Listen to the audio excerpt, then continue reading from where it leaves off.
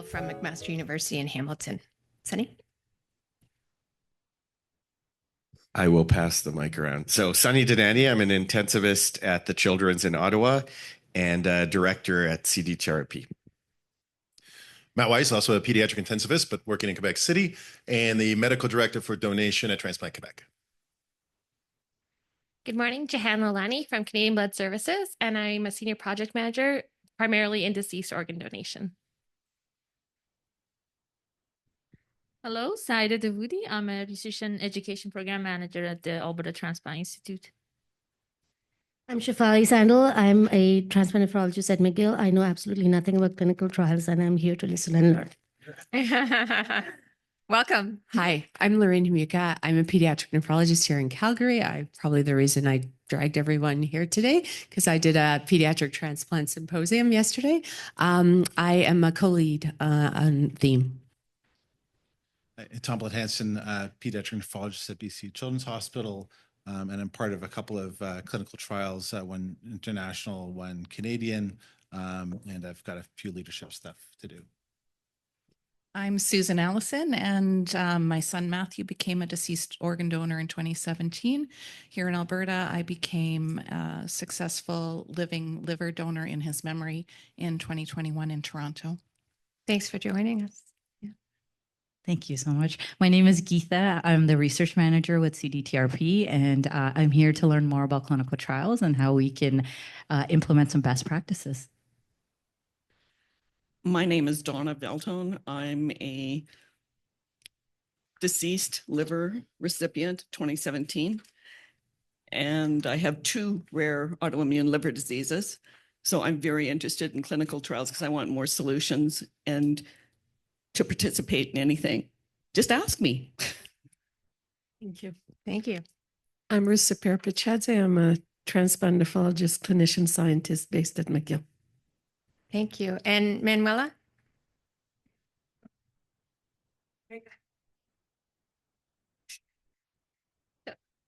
I am Manuela. I am the CDTRP Research Services, and it's a pleasure for me to be here with all of you. Thank you. And now we're going to hear from people who are joining us virtually today. Let's see, maybe I'll call out who we need to hear from. So first, Dan Harvey. Hi, everyone in Canada. Sorry I can't be there, but it's a pleasure to join online. So hi, Maureen and everyone else. I'm Dan Harvey. I'm a consultant in intensive care medicine in Nottingham. In UK, I'm lead for innovation and research with NHS Blood and Transplant, and I'm chief investigator for the UK's currently running randomized controlled trial in organ donation, the Signet study, of which I've had a lot of support from many people around the table.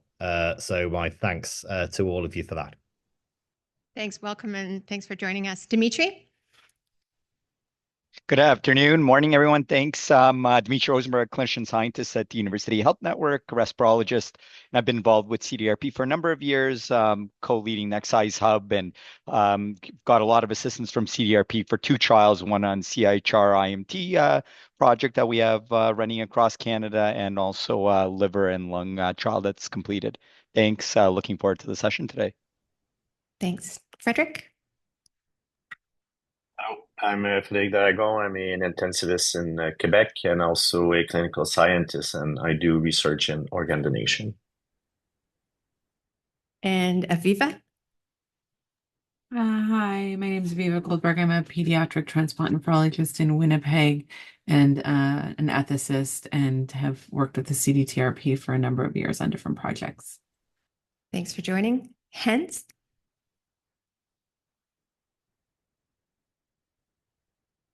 Hans?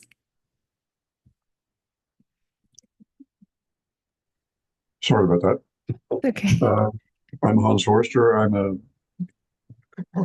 I'm in Kingston, Ontario. I'm a patient partner with CDTRP and CANSOLV, and co-chair of the executive of CNTN, the Canadian Nephrology Trials Network. And I'm pleased to be in this august group. Thanks for joining. Lisa? Hello, everyone. My name is Lisa Wickerson. I'm an assistant professor at the University of Toronto. I'm a physiotherapist by training and worked in the lung transplant program at the University Health Network in Toronto. Thank you. And Anna Kopalinka. Hi, everyone. I'm a transplant nephrologist and clinician scientist at University Health Network in Toronto. I'm also the co-lead of Team 3 at CDTRP. I do basic and translational research to try to better understand mechanisms of rejection in the kidney allograft and fibrosis. Thank you. And Isaac? Or, sorry, actually, I missed Jennifer Cox. Hi, everyone. I'm Jennifer Cox. I'm legal counsel and the manager of research contracts at the Ottawa Hospital Research Institute. And I'm going to talk to you today about things around data and contracts and how we're hoping to make things a little bit easier to do the clinical trials. Thank you for that. Is Isaac Ruse, are you online right now? Okay, Ruth Bro. Hi, I work with Dr. Mead and Dr. Daragon on the Synergy trial. I'm a program lead and also for the Donate program. Thanks for joining. And Sarah Hassan. Maybe stepped out for a bio break. Okay, so thanks everybody for your introductions. We're really trying to build a community here, and so it's good to put faces to names. And we'll look forward to input from all of you in the question and discussion sessions, and including those of you virtually. So we have Manuela who's going to be managing the chat and the hands up for the virtual attendance. And so please do join as you will. And I just noticed that Charles has joined us too. I think I saw Charles there. Yeah. Would you like to introduce yourself, Charles?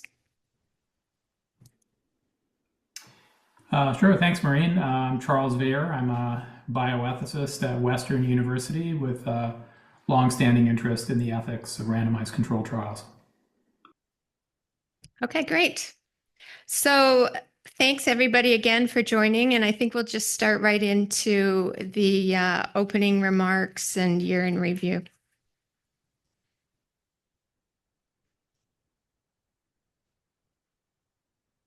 Okay, and I can advance these slides. Okay, so this is our agenda for today. Actually, Sunny, if you could pull those curtains a little bit, because the presenters can't see their slides quite so easily. This is going to be brief, as I said, so that we have more time for each of the RCT presenters. That's great, Sunny, right there. And so my opening remarks will be followed by a session that we call RCT Showcase. And this is something that we learned from the ACT meetings, the great value and beauty of short, snappy presentations. So we have 4 of our investigators, each presenting for 10 minutes on a clinical trial that they're involved with. And then there'll be 5 minutes for each of them for questions and discussion from the group. But in the middle of that RCT showcase, we also have our 10-minute break. That's where you can get your breakfast. And so everybody at the rest of the meeting will be hovering out here, getting their refreshments, et cetera. We have a separate room, which I'll tell you about again later, but it's just 2 doors down. So you can load up your plates and just come right back in, because we're going to try to keep that down to 10 minutes. And then, as you saw, Jennifer Cox is going to speak to us about clinical trials contracts. There's new things, new developings to sort of streamline the RCT contract process. And we'll hear from Frederick Daragon about the Synergy pilot trial, and then some closing remarks. And this is just one of Manuela's great slides that shows us the breadth of our membership in this trials group from across Canada. 32 principal investigators, 5 research coordinators, a postdoc, a trainee, I guess more than 1 patient and donor family participants, because we've got 3 here today. Okay, I was gonna say, tell me it's not like Bruins or whatever. What time is it? And hailing from 6 Canadian provinces. And so this year in review is pretty much a tribute to the great work of Manuela. And so I'm just going to show you really what she's been up to for the past year to really bring us together. And we hired Manuela, actually, it was a year ago yesterday. I didn't realize that. And as Lori mentioned earlier, we've been receiving this funding from the ACT Research Consortium for 2 years now, but we hired Manuela at the end of 1 year. So we've really been going as a group for 1 year. And there are 2 ways that Manuela supports you in your clinical trials. One is she works with people individually on their trials. And so, for instance, there's one trial proposal and grant application that she really devoted about 6 to 8 weeks full time to help get this up and running and off the ground. And, you know, she can't do that for everyone at all times, but she had an opportunity to help out in that way. And that's what she wants to do. So the next one could be yours. You just need to ask and get in touch with Manuela. The other way that she supports us is so many ways through this clinical trials group. And this is a short list of what she's been working on. She started with a needs assessment. This was facilitated by Lori West, who sent an email out about a year ago to maybe a little later to all of the people in the CDTRP who were undertaking clinical trials at that time to see how we could help them to advance these trials. Because a lot of clinical trialists within our organization are also affiliated with other trials group, like the Canadian Critical Care Trials Group, or maybe, chronic kidney disease networks, things like that. And so we didn't want to duplicate what others are doing, but we wanted to maximally support people in developing specifically RCTs for transplantation and donation. And so we did a needs assessment to see how we could best support you all. And then she started organizing our, first the inaugural virtual meetings last March, February and March, which we had 32 investigators attending. And now she's organizing our quarterly meetings. And she also came up with a preliminary vision for our group. And this is our vision, up for a review each year. But the vision is of a clinical trials group that includes collaborations among early to senior career investigators, trainees, research coordinators, PFDs, to optimize and increase the number of randomized clinical trials in donation and transplantation while upholding national standards for clinical trials research networks. A key word here is collaborations, because before there were a number of people doing clinical trials within CDTRP, but not working together because we had our, unique other groups. But we're just trying to work together to raise everybody's game. So besides the preliminary vision, Manuela has developed an up-to-date registry of donation and transplant RCTs underway in Canada, and she's committed to keeping that up to date. And that was because that came out near the top of the needs assessment. Another is a registry of donation and transplant randomized clinical trial funding sources in Canada. So there's national bodies like CDTRP and innovation grants, like CIHR, like Canadian Blood Services. And then there's provincial, there's regional, there's local ones at different institutions that might be represented here. So we might be eligible for. So this is to help you to get research funding. She's also developed a package about clinical training available to research networks across Canada, in clinical trial research networks across Canada. And at the same time that CIHR funded the Accelerating Clinical Trials Research Consortium to the tune of $40 million over 3 years, CIHR also invested $25 million to develop training programs so that they could increase the number of people in Canada conducting randomized clinical trials. For those who are already doing it, increase their skills and increase Canadian productivity, because Canada fell a little short with research productivity in the COVID pandemic, when usually we actually do quite well and we're heavy hitters. So there's a lot of resources available to you. So you can see on this slide, there's a broad range of topics that these different training programs, there's 7 of them, are focused on. And there's a broad range of interfaces through which you can access their resources. So there's live webinars, recorded webinars, there's guest lecturers like we have today. There's so much available. And so we have this, or Manuela has organized all of this into a little sort of brochure so that we as donation and transplantation researchers know exactly where we fit in and what's available to us. And it's geared to, early, mid, even late career investigators and managers. And so Manuela in the summer did a several-week internet-based session, 2 weeks. It's a 2-year program on pragmatic clinical trials, because she knows that the CDTRP, and particularly within the donation group, want to move towards pragmatic clinical trials. So she's doing her best to support us as she can.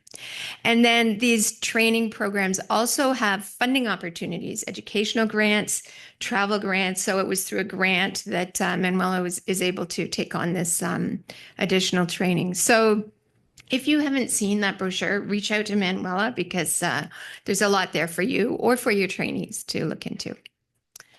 So just to summarize, I would say that Manuela is really doing a brilliant job at building up our community of clinical trialists in donation and transplantation and advancing our clinical trials. And so that's the end of this year, but looking ahead, these are some of the other tasks that she'll be focused on. First is leadership renewal, and we'll be meeting about that and some other things for the future for CDTRP in a meeting this afternoon for people who are here in person. I'm not sure about the virtual too? Yeah, virtual. And she'll also be working on developing within our group a mechanism for internal peer review of our grants, of one another's grants before they go in.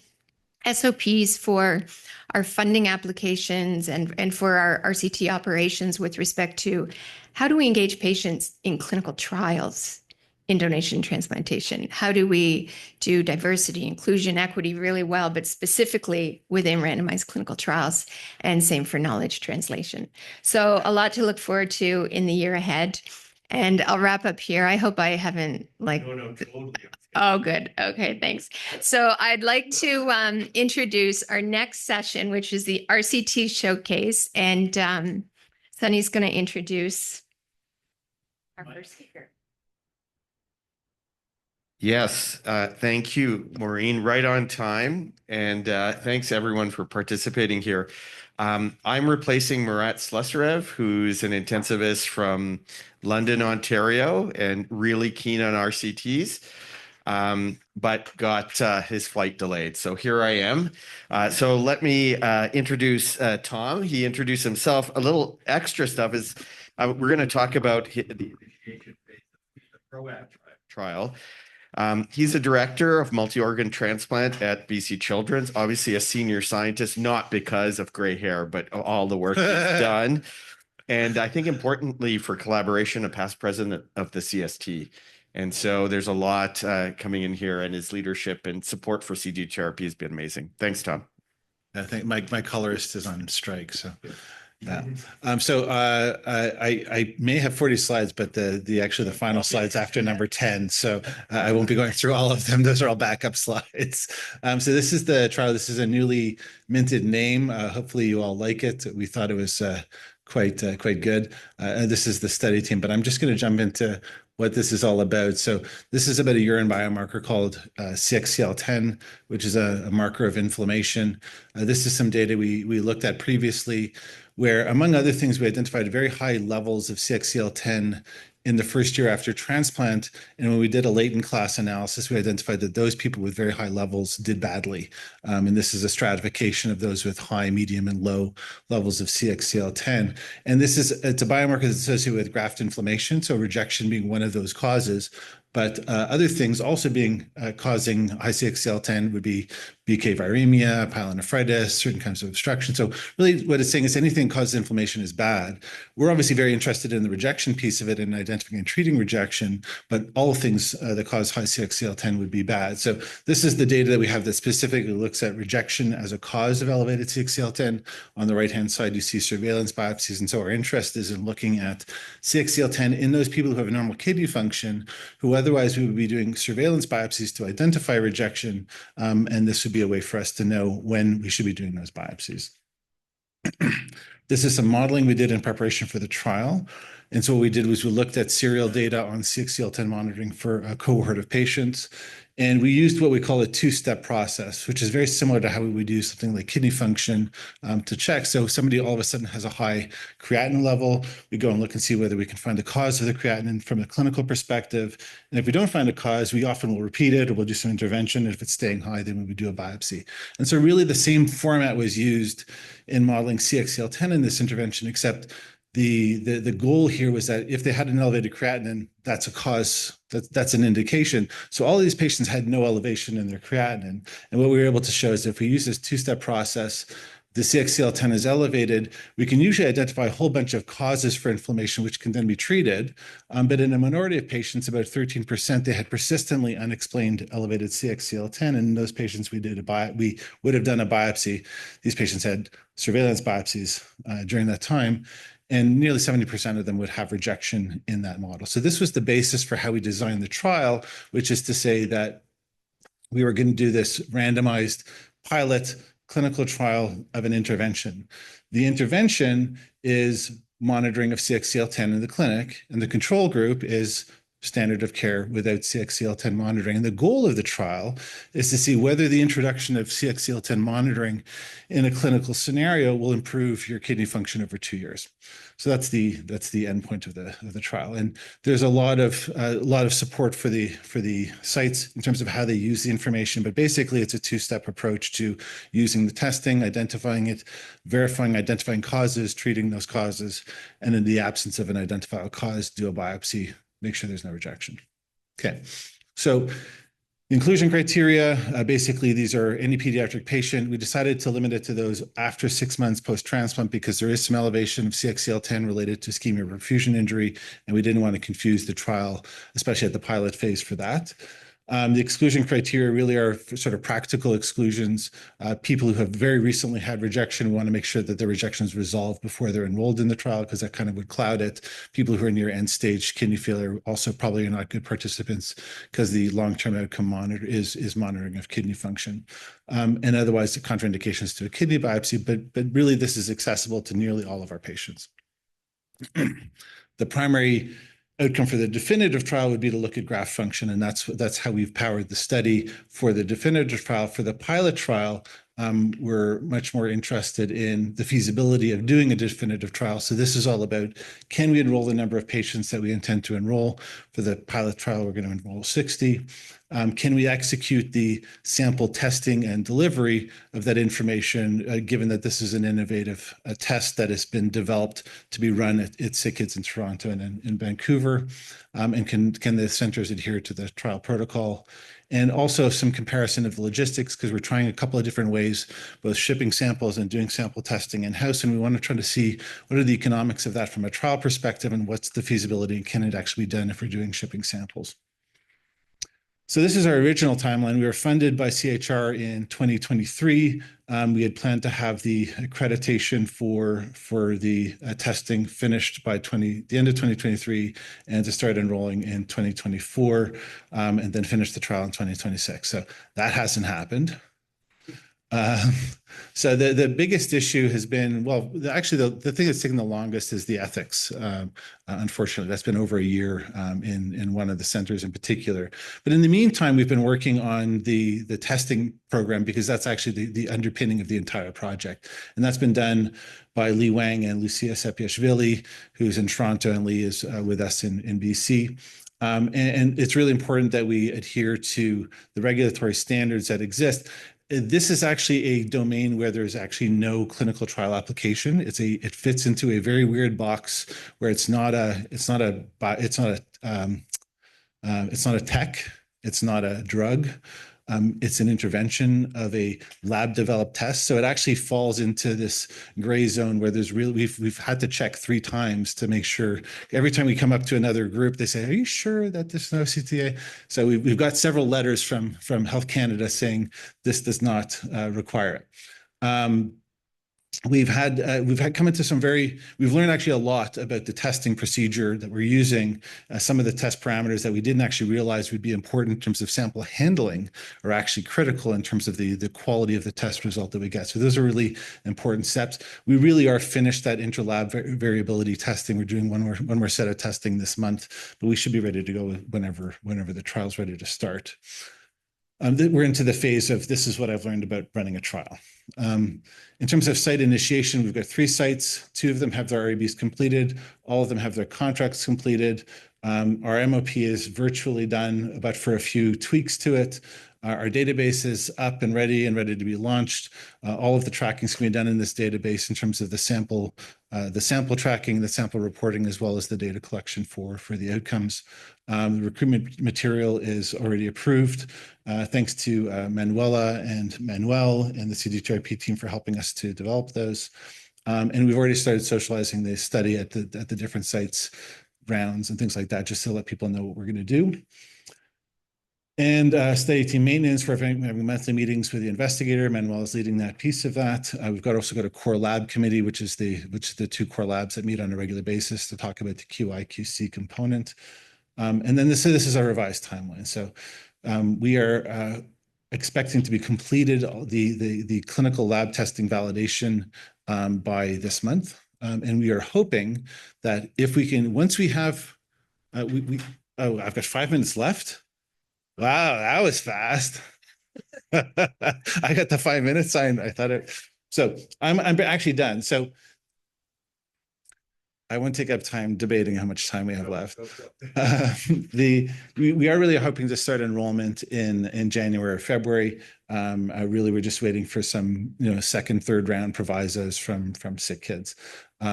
Interestingly enough, sick kids had an objection to us including all of the outcomes for the definitive trial in our REB application.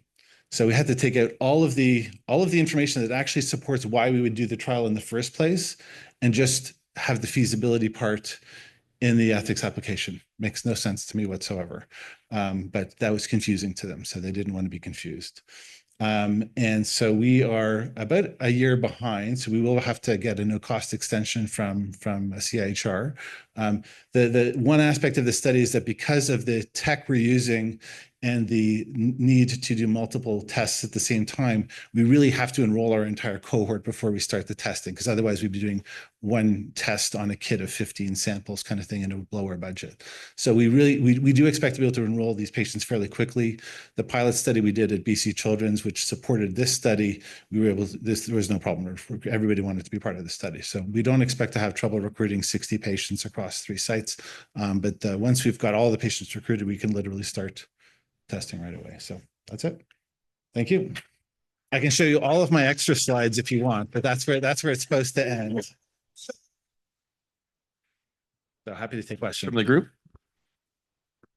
Well, I'll start just to get going. Tom, just probably this question is a quick one. How much was the funding for originally? I'm gonna, I don't have it on top of my head. It was about 750,000. Yeah, something like that. which is kudos to you for a pediatric study coming from a pediatrician to compete with cancer and gene therapy, and this is amazing. So congratulations, and I think it the collaboration and years of work put in there. So thanks for that. RCTs are difficult. You described that very well, and especially for kids. What's the mechanism, do you think, to piggyback other studies as you're taking so many samples? And I notice you are holding samples for future use. How's that going to work? What are the opportunities?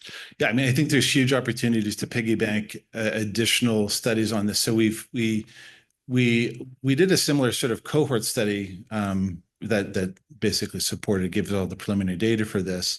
And we did a lot more biobanking in that study and didn't actually use a lot of the biobank, unfortunately, especially the plasma sample. So we were a little bit more deliberate in saying we're just going to collect extra urine, which is what we're collecting anyways, but with plenty of aliquots. And there's a lot of platforms that would actually be able to use that, and we've got partnerships with some of them already.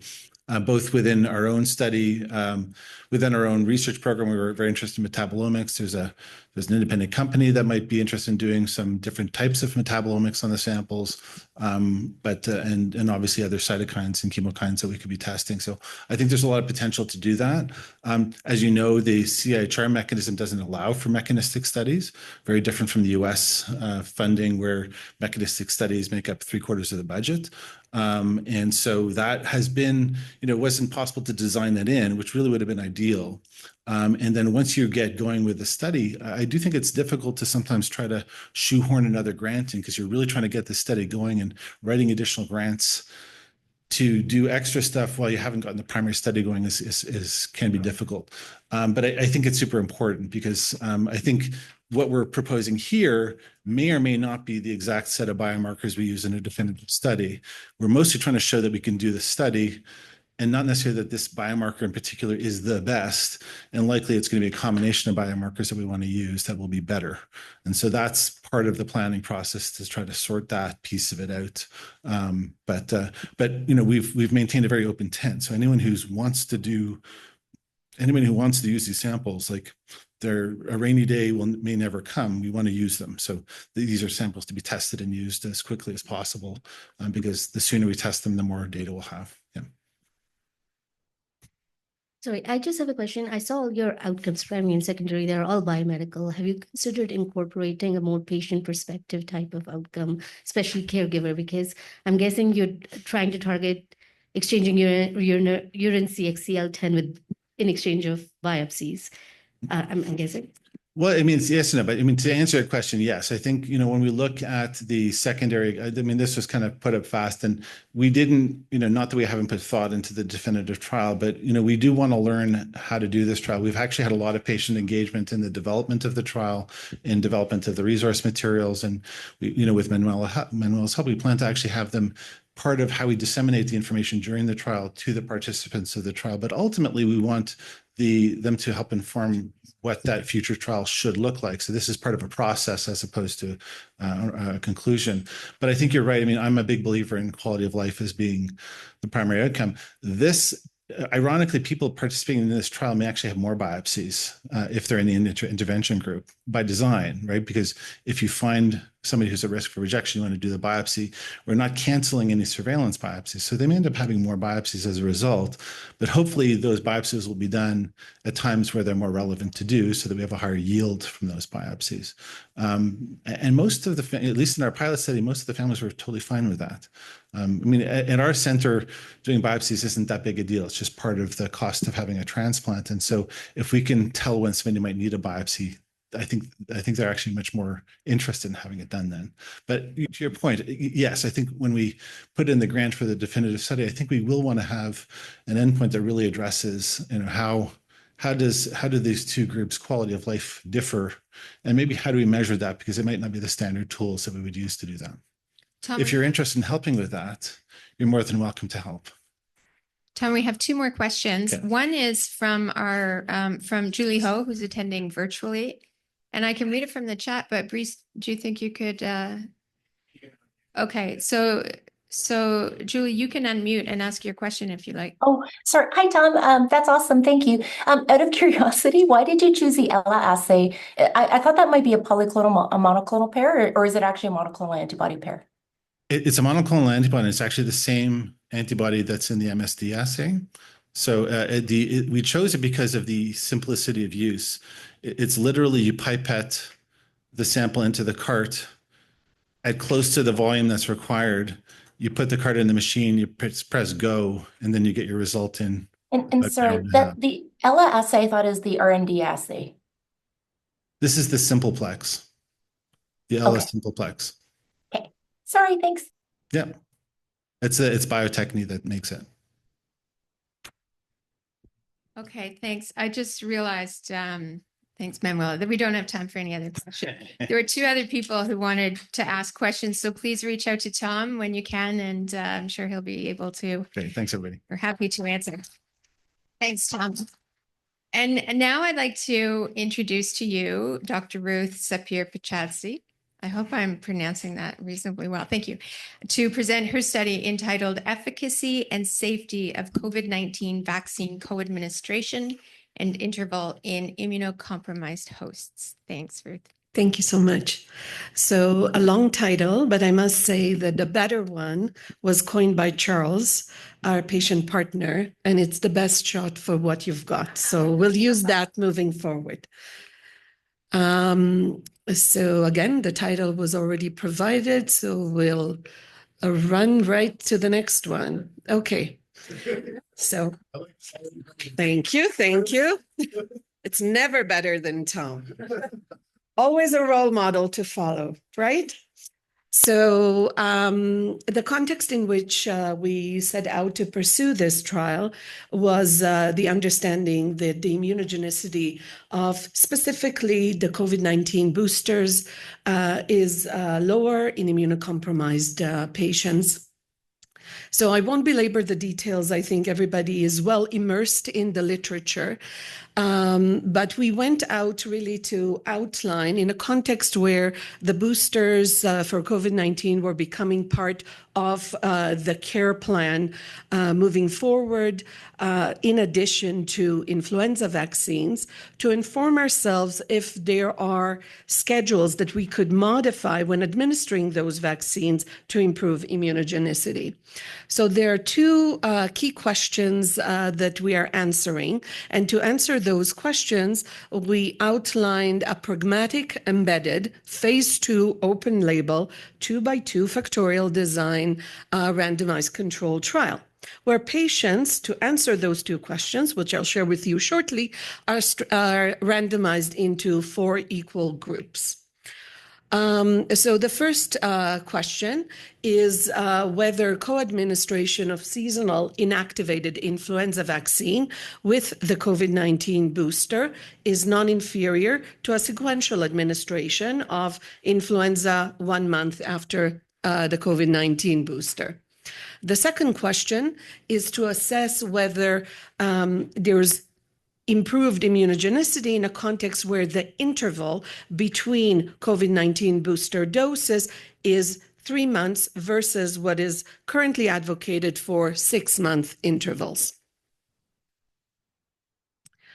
The primary endpoint, we are relying on biological samples to address this question of non-inferiority with co-administration and superiority with the lower interval schedule with regards to the median neutralization capacity of patient serum against the SARS-CoV-2 variant, with the main endpoint looking at the variant circulating, as well as, in addition, we're looking at the variant that was included in the vaccine, and the ancestral variant is a reference. For objective 1, we will be measuring these at baseline and comparing 1 month after vaccine administration. We will also check this at 2 months subsequent to booster vaccination. For objective 2, we are focused on the outcomes at 12 months as well as at 6-month intervals, acknowledging there might be potentially 2 variants that would be included in the vaccines at those intervals.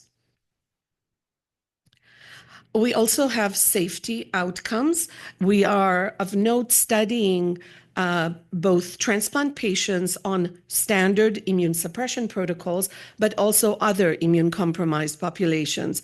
We are studying patients living or people living with HIV who are considered moderately to severely immunosuppressed by NACI guidelines. So with reduced CD4 counts, with potentially evidence of viral replication amongst others. We're also including in this study patients with inflammatory bowel disease who are on oral or biological agents for immune suppression, as well as patients with rheumatological diseases, specifically rheumatoid arthritis and systemic lupus erythematosus, again, on oral or biological agents. So along that line, we are interested in safety outcomes, specifically adverse reactions to the vaccine. We are also looking for evidence of immune activation, so in transplantation, development of donor-specific antibodies or rejection, albeit the literature does not support that observation. And finally, activation of inflammatory bowel disease and or rheumatological diseases. With regards to clinical endpoint, we're looking at infections, both SARS-CoV-2 as well as influenza. We're looking at emergency room visits, hospitalizations, and hopefully one of the outcomes that we strive to prevent here, patients or promote patient survival. So with regards to inclusion criteria, as alluded to already, immune-compromised patients who are solid organ recipients on standard immune suppression, people living with HIV, inflammatory bowel disease, and rheumatological diseases. We are going to exclude on yearly recruitment, those who have received already their annual influenza vaccine, those who received a COVID-19 booster less than 3 months ago, those with history of a life-threatening adverse reaction to the vaccines, as well as Guillain-Barré or contraindication for intramuscular vaccine administration. Those who are receiving intravenous immunoglobulins, who have an underlying known inborn errors of immunity, receiving chemotherapy, and those who are unable to provide consent will also be excluded. I think I'm moving a little too fast. So going back, now that I've enjoyed the compliments with regard to the slide, I need to make sure that you see them. So, so this is the visual representation of the trial, and I think there's a pointer here. There is. Okay, so we are, as I mentioned, we are randomizing to 4 groups. I think the contrast is not the best, but you can see over here 4 groups, depending on the combination between co-administration and sequential administration of COVID and influenza, respectively, bless you, and the interval of vaccine administration. Integrated in this trial, there's a sequence of questionnaires that are being administered. And although I did not highlight it, we're looking, in addition to the biological reactions or the immunological responses to the vaccine, also at quality of life. We're looking at costs for patients. So there's an integrated economic evaluation that we will be pursuing over here. There's biospecimens that are collected at multiple time points to align with either so to speak, the THRUF immunogenicity response, as well as peak responses subsequent to repeated doses of vaccine administration. So moving forward, what have we accomplished to date? I'll mention that the questions that were given us as we were preparing this was to give a little bit of a snapshot of the trial, as well as to say what we are most proud of and what are the challenges. So with that structure in mind, one of the things that we are most proud of, I would say as a group, is the partnership with patients. So as we were embarking to pursue this trial, we put forth the questions that we had to our patient groups, and they have kindly provided their input, endorsement, or revision of these recommendations, and you see it even infiltrated to the title of the trial. They validated questionnaires for us and provided us with insight with regards to feasibility, and looking forward to ongoing engagement there. These are the schedule of activities. And again, although I'm sharing this with you in a slide, I will not go through this with your permission, but happy to take your questions. I'll say this, that we've implemented all of our activities in REDCap. So there is direct data capture. We are preserving our environment, and with that in mind, hopefully also minimizes errors in transcription and again, facilitating communication at that level. There's an important so we responded to capacity development call. So with that, there is a plan to train highly qualified personnel, and we are benefiting from highly qualified personnel already, again, amongst others, through the partnership with CDTRP. There's a knowledge mobilization plan that we've outlined. And finally, I will not go through this, but you can ask me questions, so you can queue. It's not working. Okay. So I'll just go through this quickly, and we'll say, so this has been work that we've done in the past 6 months or so. So we found out about funding in May, and we have started recruitment last week. So all of this has been implemented, allowing us to initiate recruitment this year. And although our hope was to start earlier, I would say one of the key aspects that have been quite time consuming, and people need to appreciate this, especially when embarking on a trial that is time sensitive. So we really need to find our patients very early on in the vaccine season. So the REB applications here are time consuming because they need to be coordinated alongside Health Canada approvals. And the Health Canada approvals for us were pertinent, and we transitioned from a phase 4 to a phase 2 trial to be able to accommodate all the COVID-19 boosters that are available. So I'm going to stop there and happy to take your questions rather than preemptively try and answer those for you. So thank you for your attention, and thank you to the collaborators outlined over here for their support. Thank you for a wonderful presentation of a very ambitious project. Wow, way to go. Are there any questions from the group? Oh, Matt. Yeah, great project. I think that's very interesting. Actually, my question is similar to the one that I was thinking about for Tom as well. Have you had any interactions, either promoting or as kind of speed bumps with industry in terms of supplying the vaccine? Has that been anything and did that cause any troubles with the REB? So important question, and I will say the following. So this year, the vaccines are supplied to us from Santé Quebec, because they are receiving it through Health Canada. It may be that next year, the vaccines will not be readily available to us, and we will need to purchase them. So in that context, one would need to explore partnership with industry. When we were looking for partnership with industry when planning this trial, given vaccines there was agreement between industry and public health that the purchasing of vaccine will only be done through public health. There was no partnership to establish with this regard at the time. It had to go through public health. And thankfully, they're supportive this year and hope that they will be supportive next year. But this is to be verified. Are there any questions from, oh, here's Julie Ho again. Do you want to unmute and ask your question? Okay, thanks. Sorry, Ruth, that looks really awesome. Congratulations. Do you anticipate or think that there may be any statistical or biological interactions between your two interventions in that 2x2 factorial design? Then, and if so, how did you power for that? Because powering for an interaction is a tough one. Thank you so much, Julie. So that's an important question. So first and foremost, again, the most demanding question with regards to sample size, happy to share those estimates as we put them forth in the grant, was with regards to question 1, the non-inferiority one.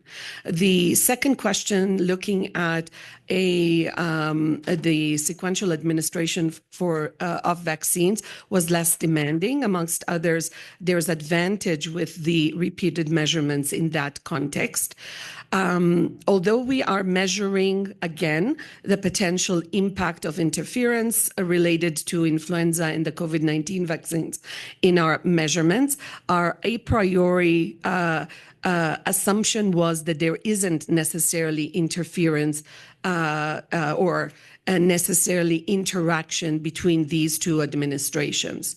So the evidence to date suggests that there isn't necessarily in the general population decrease in immunogenicity when the vaccines are being co-administered. Albeit, I would say, I think that the evidence out there, again, comes from a non-immune compromised population, number one, and in the context of immune compromised patients, potentially underpowered to actually detect differences with this regard. So we will be able to inform this aspect. So, but that was the context, thinking about not a priori envisioning that there should be an interaction. Does that Thank you so much. help answer your question? It does. Thank you. And then, sorry, what was your non-inferiority margin, and how did you get agreement on that? So there's different ways to assess non-inferiority. People have used GMT, for example, with regards to the influenza vaccine. So we have that for the influenza. With regards to the COVID-19 boosters, we relied on differences between responses to vaccines that have been observed between the second and third doses. So this was the data that we had at the time that we could have relied on. So there's different differences that we allowed, basically spanning from, if I recall correctly, 1,000 going to 1,500. But again, happy to share the sample size estimates and those inputs after the session. Thanks. Welcome back, everybody. Not everybody is here yet from our trip down to the lunchroom, but just about. And so we're ready to start with our third and fourth RCT showcase presentations. So the next one up, I hope you're ready, Julie, is Julie Ho.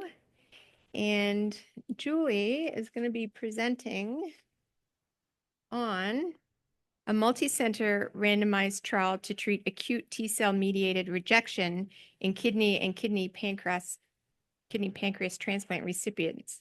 It's called Tackle It. What a great name. So Julie, we're going to hand the control over to you. Okay. Thank you so much. Are you able to see my slides, and are you able to hear me okay, or? Yes, and yes. Okay, perfect. Thank you so much. And I'm just going to start my timer to make sure I stay on my 10 minutes. But thank you very much for the opportunity to present. I really appreciate it.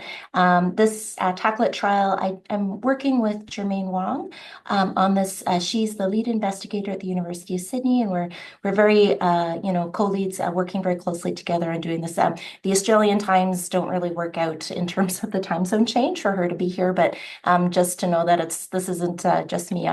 I have there's a big team of people that I'm presenting on behalf on for whom I'm very grateful. In terms of the rationale for the Tackle It trial, we've been really focused on how can we try and improve long-term graft outcomes.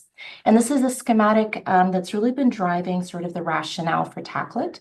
We know that early TCMR events in observational studies puts people at risk for the development of de novo donor-specific antibody, which is on the causal pathway to chronic antibody-mediated rejection, which leads to reduced allograft survival. Similarly, early TCMR events, when they don't resolve, in some really nice serial biopsy studies at the University of Sydney done by Brian Nankivell et al., show that if that early TCMR does not resolve, it persists and can result in the evolution of chronic active TCMR, again with reduced allograft survival. And what we struggle with as a community is that we have no effective treatments for either chronic active ABMR or chronic active TCMR. So we effectively have these chronic inflammatory pathways for which we have no treatments.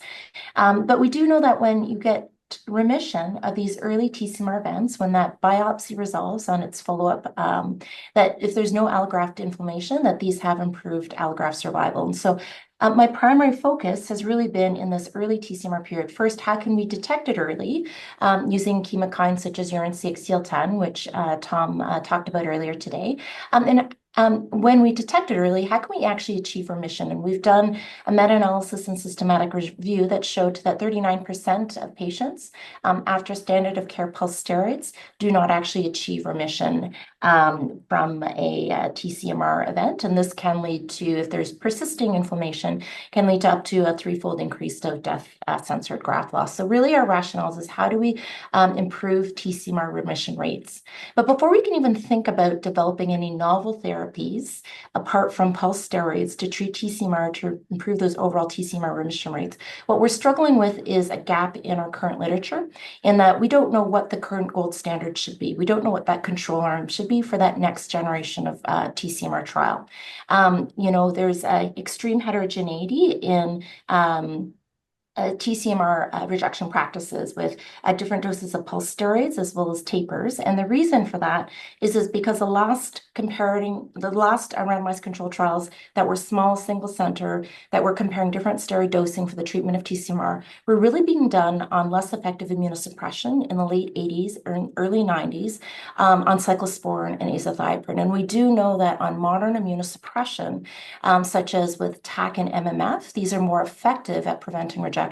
And it is entirely possible that we're using too many steroids at this time to actually achieve without additional effect. And we also know that the dose dependent, the adverse effects of steroids are also dose dependent. So TACLED is a multi-center international randomized controlled trial. At this time, we have 31 participating sites. We've achieved funding for Australia with 2.73 million awarded by the NHMRC through the Medical Research Future Fund. We have a CIHR grant and submission for the full trial in Canada and a Kidney Foundation grant and submission as a feasibility pilot in the event that we don't get CIHR funding on this round. And we are also in discussions with Europe, but adult and pediatric. I'm going to spend some time on the design for TACLED. So this is our primary objective is to test the non-inferiority of low versus high dose pulse steroids for acute TCMR in kidney and SBK transplant recipients. And these are anyone age 2+ with either a kidney or SBK. And our exploratory objective is to explore potential interactions of methylprednisone and prednisone that might suggest important clinical value to either low-high or high-low regimens. So this is a 2x2 factorial non-inferiority randomized control clinical trial to enroll 536, kidney and SBK patients with acute TCMR and allocate them to either high dose methylpred, which is 500 milligrams for 3 days, or low dose, 250 for 3 days, versus a high versus a low dose of prednisone of 25 versus 50 milligrams for 7 days. I also have the pediatric dosing, which I can tell you about in more detail if you want. The primary outcome assessment occurs at 3 months, and then we have secondary outcomes and a study exit at 12 months. This is a registry embedded trial in order to ensure we get long-term graft outcomes. I want to highlight that we have an unbalanced randomization schema, which is 4:1 to 1:4.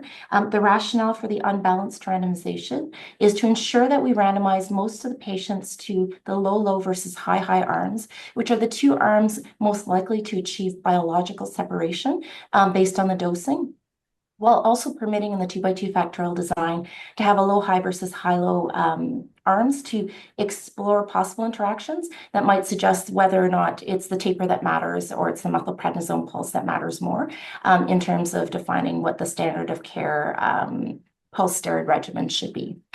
Our success, so our primary outcome, composite outcome was really largely derived in terms of there's an international TCMR working group that's been led by Peter Nickerson with endorsement by the AST, the TTS, ESOT, and has regulatory involvement by the FDA and the EMA, and really to try and define what are composite outcomes that would be acceptable for registration trials for accelerated approval of new drugs.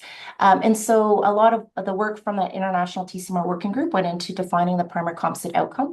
And success is defined as a histological resolution of rejection or the absence of BPAR according to the 2022 Banff criteria at the 3 months primary composite outcome ascertainment, improvement of graft function for clinical rejection, and that would be defined as a 20% reduction in the serum creatinine. And again, because we're including subclinical rejection, this is only applicable to clinical rejection episodes, as well as the avoidance of rescue therapies and immunotherapies. By we mean addition of thymoglobulin, whether or not it's Plex, IVIG, rituximab, etc., or a repeat pulse steroids, or any immunorescue therapy required within that 3 months that are required to achieve histological resolution or improvement in graft function.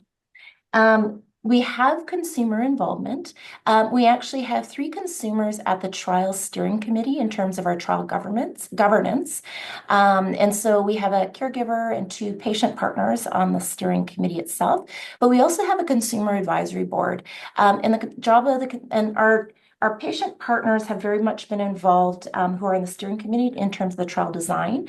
But we're hoping to, launch our consumer advisory board. We have our Australian partners recruited already, but to ensure that we have representation from Canada as well, so that any outcomes from the trial would be applicable from a Canadian lens as well. And so, we would involve them in terms of co-design of the intervention and process evaluation, the recruitment, the conduct and evaluation, the data analysis, and the dissemination of the findings. So we are looking for 4 partners to represent Canada, and I will be reaching out through the CDTRP network as well as obviously our TACLET trial network to identify 4 additional Canadian partners. We're just waiting on the final REB approval from the U of M before we can do that. So that's why we haven't formally reached out yet, but we will be. In terms of, we have an embedded process evaluation to ensure that any of the outputs of the trial could actually be implemented readily into clinical practice. This process evaluation is actually being led by one of our caregiver partners, who's a postdoctoral research fellow, but also the caregiver of a pediatric kidney transplant recipient. And so there's a number of studies that she's leading that are embedded within the trial itself, including a pre-intervention semi-structured interview study, as well as a discrete choice experiment, a post-intervention semi-structured interview study, as well as after the last follow-up. And we will be looking for participation from Canadian transplant providers in terms of this process evaluation. Shortly, again, we are waiting for final REB approval before we reach out formally, but we will be reaching out both through the CDTRP network as well as TACLET network to try and obtain as much participation as possible to ensure that any of the outputs, again, aren't just going to be like applicable to Australia, New Zealand, but also to Canadian centers as well. We have our website here at taclet.com. I'd encourage you to, if you have more questions afterwards, obviously you can reach out to me. But there's more information here that is helpful, not just for investigators, but also for our patients who are interested in participating. We do have a video that's going to be loaded up to the website, but we're just sort of finalizing the video, and we need to figure out how to translate a voiceover in French as well. But there will be a video link as well on the information for our website. In terms of our challenges, one of the biggest challenge has been achieving international multi-site protocol consensus in evidence-free zones, and really trying to get people to acknowledge that, okay, a lot of what we do is tradition-based and not necessarily evidence-based, and how can we get protocol consensus? And I just want to thank, as my final note, thanks to the CDTRP, the DSMB is a major Canadian trial transplant infrastructure that has been of huge use to both TACLET, but also our previous trial, our CXCL10 trial. We couldn't do it without that CDTRP DSMB, and it's a really important and helpful resource. And so with that, I'll stop sharing, and I will open to questions. Sorry, I think I went just over 10.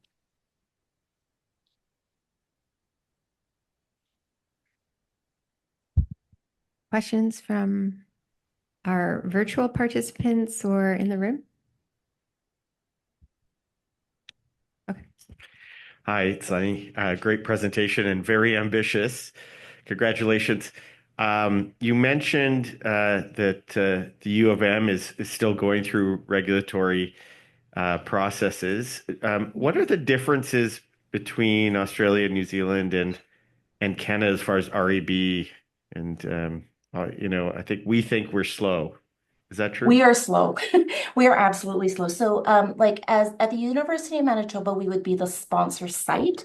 And so we've achieved for the trial itself, we've got REB approval pending Health Canada approval, which I'll be applying for. But when Germaine put in her REB approval at the University of Sydney, she got multiple sites across across Australia approved. So effectively, she has all of adults approved, and she's going to put in a pediatric approval as well. But like it's effectively a national approval process, whereas in Canada, we're going to have to get it in Manitoba. And then we'll use CTO, which is provincial in Ontario. We'll use like Quebec's provincial. But like we have so many and it's not anybody's fault, but really we have so many more steps to go to get our approvals compared to Australia. Well, good news, because we are on our way to a national REB for randomized clinical trials in Canada. And there's been, this is all through the ACT Research Consortium, and they shortlisted and now they've selected one group, which is essentially Clinical Trials Ontario on steroids. And that's amazing. And so they just heard that they got the contract, and so they need to work to put together this system. And built into that is going to be, so it's just for multi-center randomized clinical trials. And built into it is accountability from the participating institutions so that they're not asking people to go through all sorts of hoops that have already been addressed at the national level. That is amazing. And that's transformative. That's a game changer, really, in terms of like our ability to launch and launch quickly. Do you know when that would be live or? You could look at the ACT website, but it's going to take a few months for them to be up and running, I'm sure. And so out of curiosity, I apologize. I know CIHR is working on a universal consent form for clinical trials as well. Is that going to be the template that will be used by this new national REB? I don't know about that, actually. I'm not sure about that. And Matt just asked if Quebec will be on this. That is a good question. I'm not sure. Hopefully. Any other questions? Well, what would you say besides that regulatory issue was the biggest challenge in launching all of this? And the biggest the feasibility. Yeah, so there's all the logistics stuff in terms of like getting like, you know, the approvals. There's, you know, getting everyone to agree on a protocol. But there's also defining that non-inferiority margin, which is a tough one. And we tried to justify it based on 3 ways. The first was that, you know, thymoglobulin was approved in 1998 using a 20% non-inferiority margin. And the second was the approval of belatacept using BPAR as an outcome used a 13.8% non-inferiority margin for FDA approval. So we chose 13%, and we also did like an international survey to get provider acceptance of a non-inferiority margin. But I would say that it's really hard for trials like this to actually develop an evidence-based non-inferiority margin because you're not going to have a placebo arm with an active placebo where you can actually derive like the formal like M1, M2. So I think it's a challenge because how do you like I hope our justification is sufficient for CIHR. It was sufficient for NHMRC, but there's really no effective way for us to get an evidence-based placebo control. Like nobody's going to give us a placebo data for treatment of rejection. So, well, good luck with all of that, and thanks for a wonderful presentation. Thank you. So thanks very much for that. There's a bit of switch in the schedule as Lorenzo's not quite ready yet. So Jennifer, I think you know you're about to present, I hope. Perfect. She introduced herself already. I'll repeat some. She's legal counsel and manager for research contracts at the Ottawa Hospital Research Institute, close to my home. And I think really takes pride in bringing an outcome-oriented approach to her legal advice. And so she's going to have a little bit longer than the other presenters, 15 minutes, and then 10 minutes for discussion. So thank you, Jennifer, for accommodating. Of course. And can you see my screen? Does it say randomized controlled trials at the top? Yep, we got it. Okay, we just disappeared.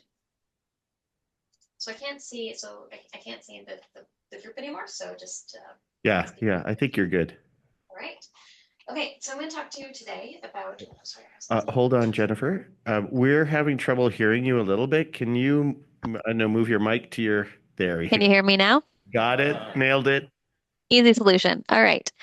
So I'm going to talk to you today about randomized control trials and tips for investigators, and an update from contracts, or as I've subtitled it, why you should think twice about that database. All right, so as a disclaimer, this presentation is not legal advice and it reflects my own personal views, not the views of the OHRI or the Ottawa Hospital. So we're going to talk about three things today. We're going to do some updates on some pan-Canadian initiatives to streamline contracts. We're going to talk about what investigators can do to speed up the contracts process as to what's in their control. And finally, we're going to talk about the tips, some tips I have for investigators. And it all kind of rolls down into investigators writing a complete and accurate REB application. We're going to go into some details about what that means because probably all of you in the room are going, yeah, of course, I already do that.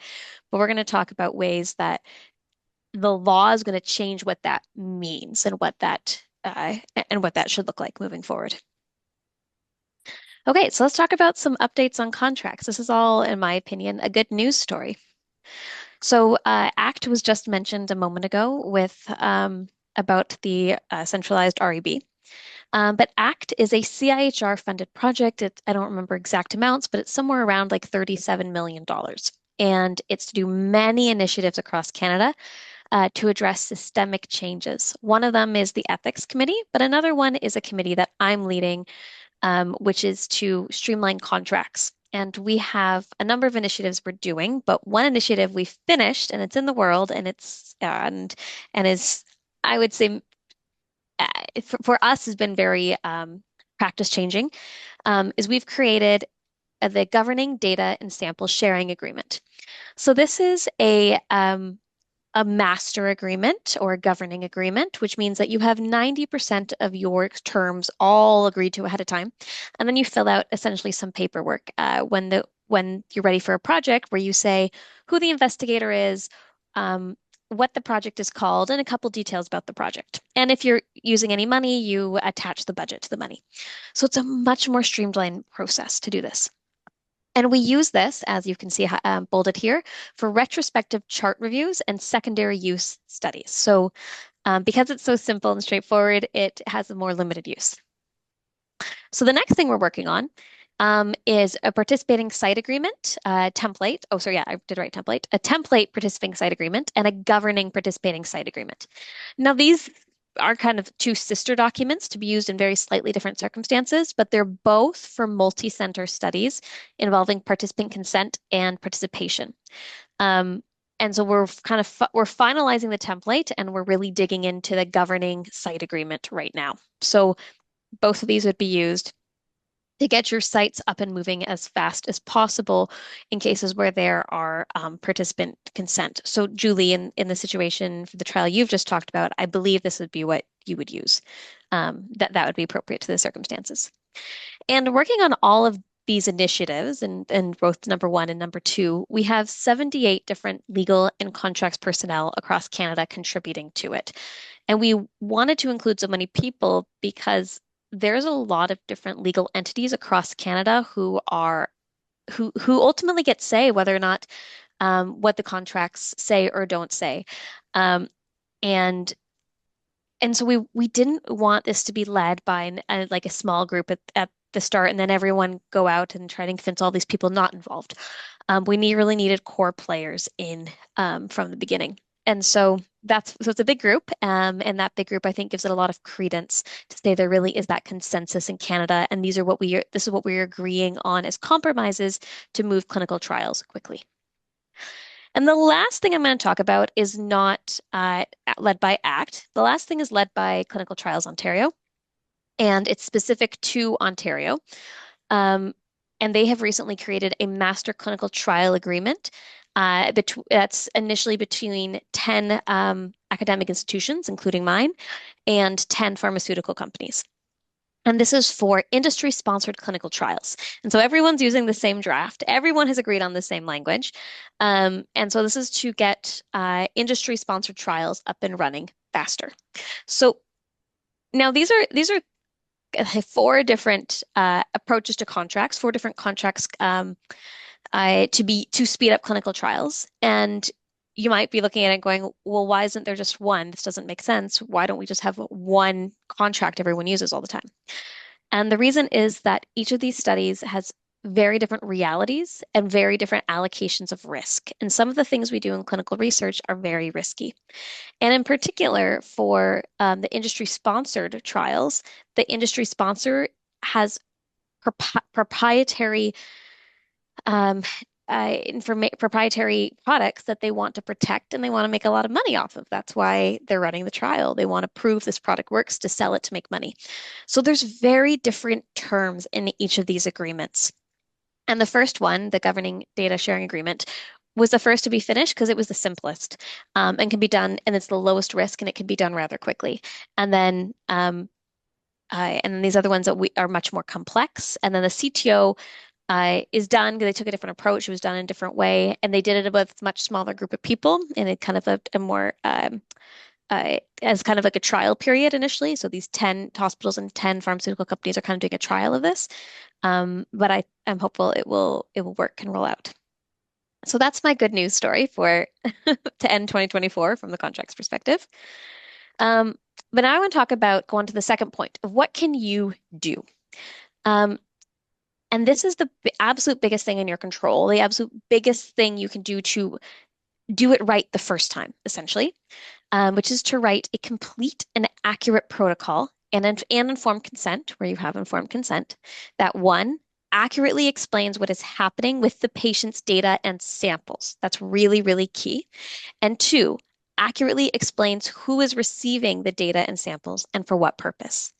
And so to give context, last week I sent back 3 protocols that didn't do this. And I sent them back because they asked us for a contract saying, hey, we need we're going to send the data to University of Melbourne or to Rush in the US. And the actual protocol and informed consent didn't permit that. So and as soon as you talk to the study team, they know this is happening, but that information isn't accurately reflected in the protocol and ICF. And without that, we're not allowed to do the contract. So that's the thing I can impress upon you the most is make sure it is accurate and complete around data. All right, so let's go on to the next thing. So takeaways. So I'm going to do 2 takeaways. One set of takeaways is going to be across Canada, and one set of takeaways is going to be kind of unique to Ontario, but I'll tell you why those of you in Ontario should, those of you who aren't in Ontario, why you should care about that. Okay, so takeaway number 1. If you're doing clinical trials, you are in the business of data. That is fundamentally what clinical trials are about. They're about getting the data, getting good data, and using that data to prove whatever it is you want to prove around your clinical trial. And data is subject to provincial, national, and international laws, and you have to adhere to those laws. I think in Canada in particular, we tend to think of these laws as privacy laws. And so we think if we're not dealing with people's information or people's names or contact information, then these laws don't apply. But these laws are much better described as data laws.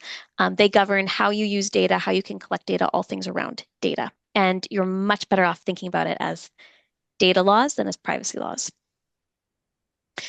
And the next thing I'll say is you should expect these laws to change. They are changing. They're changing all the time. I'm only up to date on Ontario, but I know there are changes in recent changes in Quebec that are going to be really important, and there are going to be changes in the other provinces coming up soon as well. So what you can do as someone it's not your job to follow the laws, it's your job to write protocols. So the best thing you can do is use plain language to keep your project resilient to legal changes in data. Just say who is receiving what in what way. I advocate internally for no one in our institution to ever use the word de-identified, like ever in almost any circumstances, and instead to say what they are doing. So if you were saying you're de-identifying data, what you're doing is usually removing someone's name or you're removing high-risk identifiers. And so I encourage people to just say that. because when they are, this is gonna, we're gonna get to in a minute, but when you're writing law, essentially, when you put your protocol in, you're giving yourself the legal terms to do what you're allowed to do. And you want to make sure that those terms are resilient and can last you a really long time.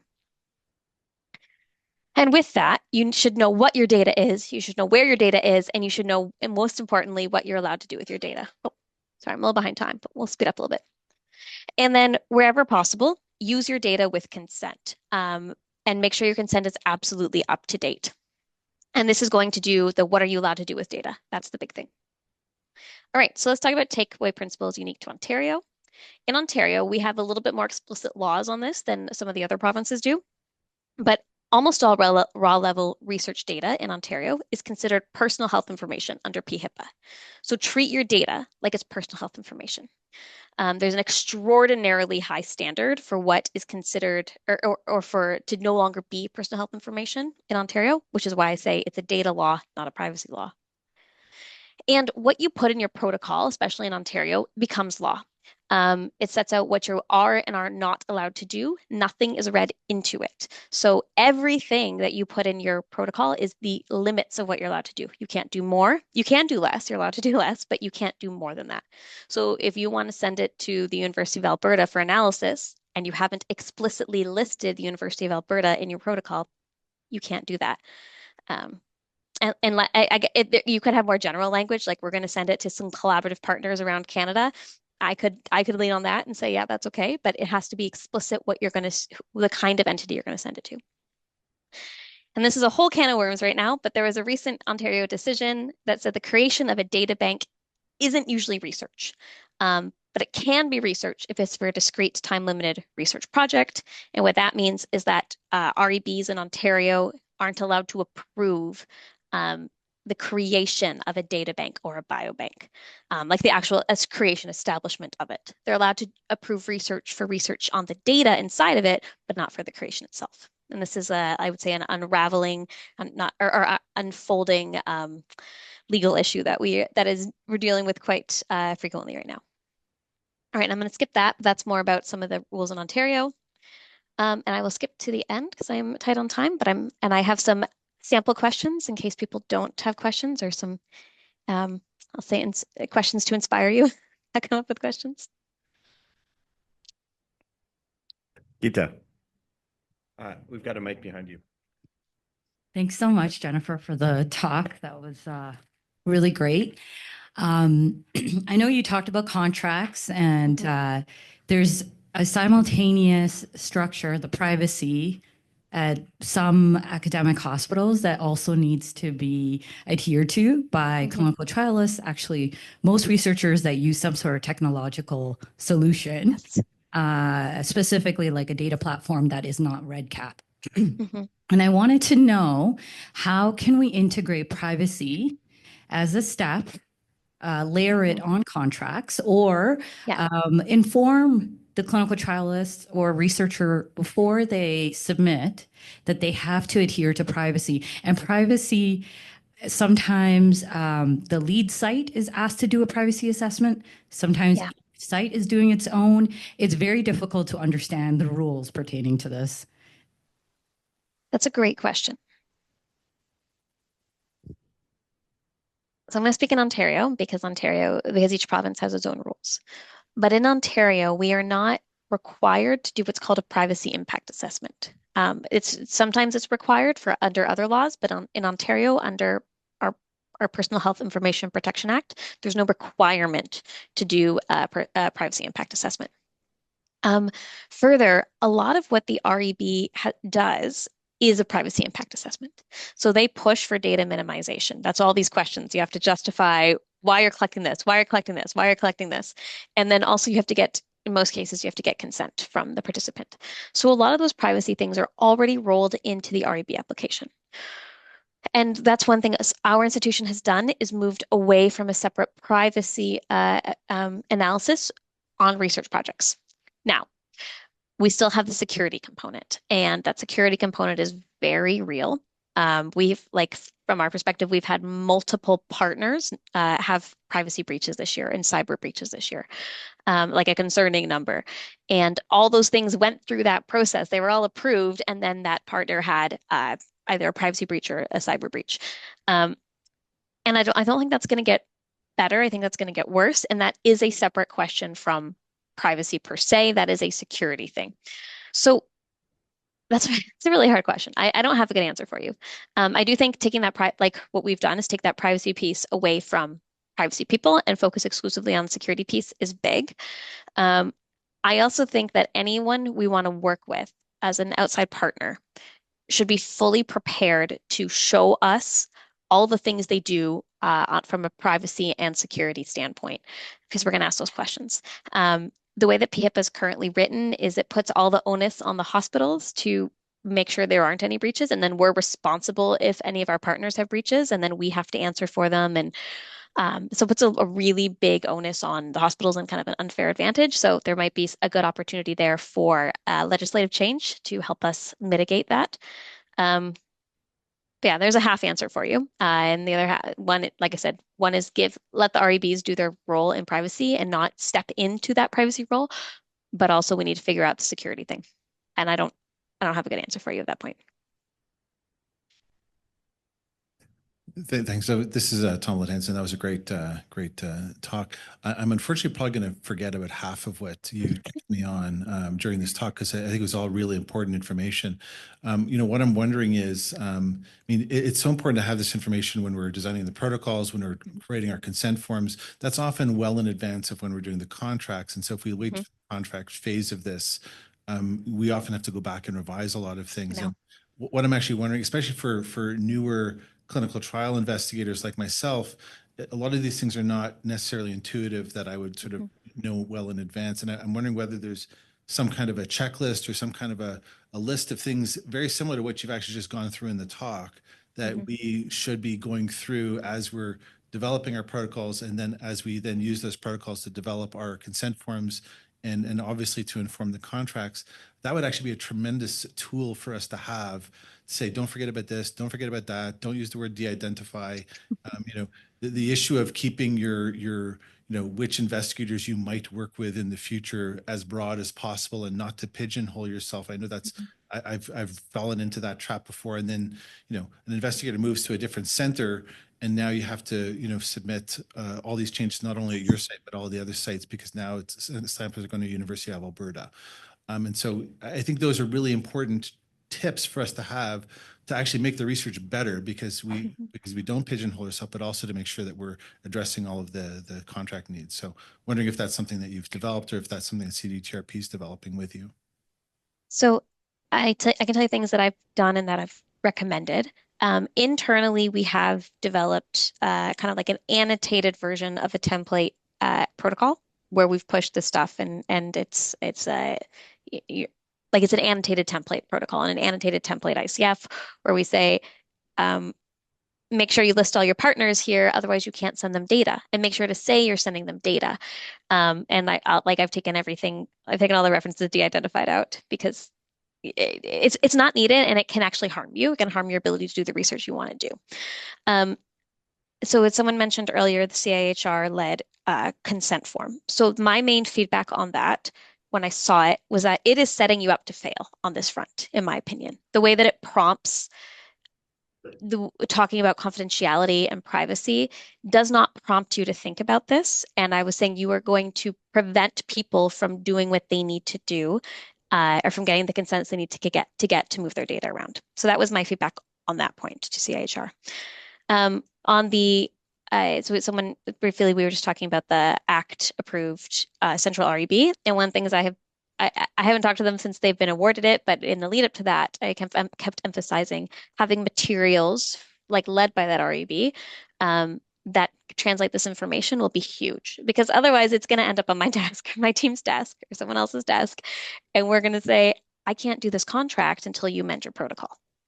And like I said, I sent 3 back last week. This is not like an unrelated issue, and it has gotten better at our site because I've hammered on it so much, but it's often it's led by someone else. It's led by someone in UBC. It's led by someone in Nova Scotia. It's led all over the place. And so having unity on that, I think, is really important, and that central REB is a great opportunity to lead it. And we haven't connected with CDTRP on this, but that could be a good collaboration.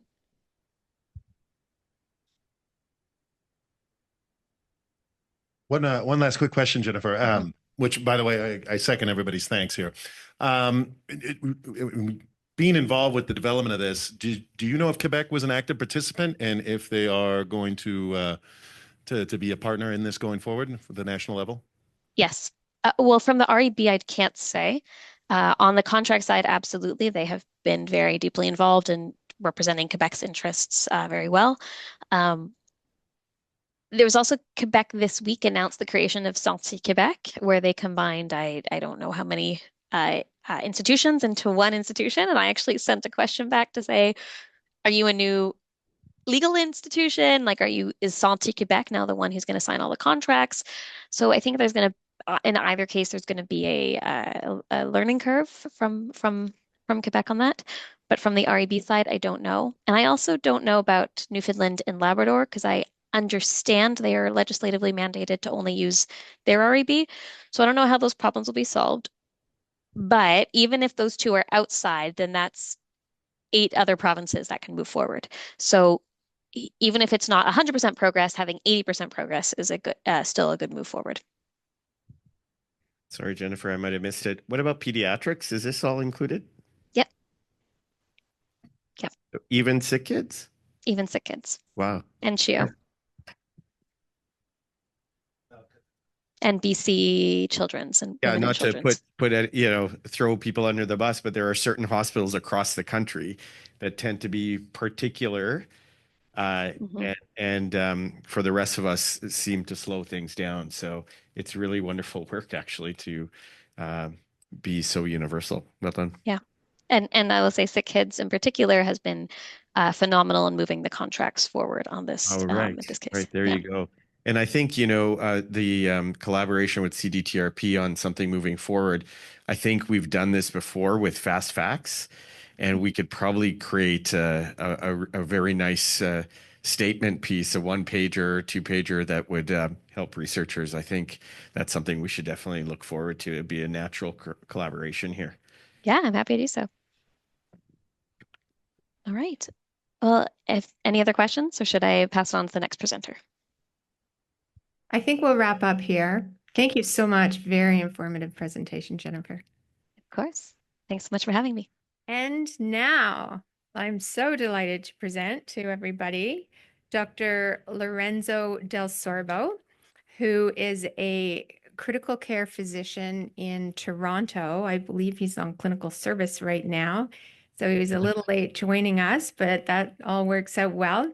And he's going to present a new trial on prone positioning in neurologically deceased potential organ donors to improve donor lung function and lung transplant recipient outcomes in his pilot trial. It's over to you, Lorenzo. Thank you, Maureen. I hope you can hear me. Can you see the slides? Yes, and yes. Okay, perfect. So thank you very much for the kind introduction and for the opportunity to present this project that we're trying to develop and start launching very soon. I don't have any conflict of interest. I like to mention all the collaborators, including you, Maureen, on this exciting project. So let's go to the background. So we know that the number of patients waiting for lung transplant greatly exceed the number of donors available. Only about 15 to 30% of donors are eligible or suitable for lung donation. And to solve this problem, to overcome this shortage of donor lungs, several strategies have been put in place, including extending donor criteria, using DCD donors, and developing new storage strategy like EVLP. However, some of these strategies, in particular using extended lung donor selection, may lead to higher incidence of primary graft dysfunction, which is associated with morbidity and mortality, and is already hitting about 20% of our recipients. So optimizing the care of donor lungs may provide the greatest expansion in lungs suitable for transplant without much increase in resource utilization. We have guidelines to help us in managing the donor. However, there is a wide variability in the management of these patients. We know that the lungs of donors are particularly susceptible to ventilator-induced lung injury. They are very inflamed for being insulted from different sources, the brain dead itself, they are prone to aspiration pneumonia, ventilator-induced lung injury, the ischemic time, the fluid, excessive fluid administration. All these are risk factors for further inflammation in the lung. We know also that protective mechanical ventilation may increase suitability for lung donation, as demonstrated by this nice paper, a randomized trial by Luciana Mascia in Italy, when I was published when I was back in Italy, showing that protective mechanical ventilation with low tidal volume and high PEEP, maintaining the lung recruited compared to conventional ventilation, results in a higher number of donors eligible for transplant and higher number of lungs harvested for transplant. However, the best strategy to avoid VILI is still unclear. And I like to mention this very nice systematic review published a few years ago, showing how, for example, mechanical ventilation settings are used in a very wide range. You can see there tidal volume between 4 to 12 ml per kilo, and peak inspiratory pressure also in a very wide range. We know, though, that prone position in ARDS is very beneficial. Improve oxygenation consistently in all the studies where it's been applied by changing the mechanical properties of the respiratory system, improves alveolar recruitment, and decrease ventilator-induced lung injury. You can see in the lower quadrant there with lungs exposed to very high tidal volume, either in prone or in supine position, is striking the difference in injury that you can see. And all these results in better outcome in patient with ARDS, as we know and experience in particular during COVID pandemic. So how about the prone position in donor lung? So we did a study here in Toronto with Marcelo Cipel in an animal model of organ donation. So we randomized 10 pigs, 5 to be kept during warm ischemic time in supine position versus prone position, another 5 donors. And after 3 hours of maintaining these position, the lungs was harvested, preserved in cold static condition, and then challenged and evaluated with ex vivo lung perfusion. You can see remarkable improvement in physiologic endpoint like delta PF ratio and compliance or airway pressure in the group randomized to prone versus supine position. Very much difference in microscopic appearance that you can see in the lower quadrant there, post EVLP, and also quite significant change in the microscopic, in the histological samples that you can say there. Prone position has been also used in organ donor. There is this very nice report of these case series, large case series in the US, in St. Louis, showing that patient in prone position, donors or in prone position, have less atelectasis and better oxygenation. But this hasn't been studied systematically, so should we use it or not? So we decided to embark in this, as Maureen said, the PPOP trial. So prone position in neurological disease, potential organ donors to improve donor lung function and lung transplant recipient outcome. This is a CIHR funded trial. We just got a few months ago CTO approval. Is Health Canada exempt. We register in clinicaltrial.gov. Our CRO is Osmosis based here at UHN. We're building our database on REDCap. It's a pilot feasibility open label randomized control trial with the goal of enrolling 40 lung donors with neurological determination of death in 1 year. Here are the centers that initially will be involved. We may need to involve one more center. We want, and I'll talk about this in a second, surgical transplant team to be blinded to the intervention. We'll randomize patient 1-to-1 using variant disclosed block groups, and the intervention will be placing the donor in prone position for at least 16 hours a day till the time of organ procurement or till moment where the organ is declined. Usually this happens in the first 24 to 48 hours. So this would be the span of time where the intervention can be applied. The control will be supine position with the head of bed 30 to 45 degree. Prone position won't be allowed with protocolized mechanical ventilation settings with same physiologic target in both groups. Inclusion criteria: adult patient, neurological determination of death, eligible for organ donation as confirmed by the Trillium Gift of Life Network coordinator, and consent, obviously, to organ donation. Exclusion will be lack of informed consent by the substitute decision maker of the donor. The recipient will consent only for data collection, and then all the absolute contraindication to lung transplantation, to lung transplantation, or the clinician decision that prone position is contraindicated. We'll have some collection of data, in particular reason for refusal in eligible non-randomized patient that you can see here listed. And here are our objective for the feasibility of our pilot to decide if to embark in a future large RCT. So we'll determine whether with this pilot trial, whether donor accrual will be adequate. So 40 donors, as I said, from 4 sites in 1 year, to document adherence to the explicit prone positioning and mechanical ventilation protocol. We want more than 80% of donors to have no major protocol violation, which will be time from donation to consent to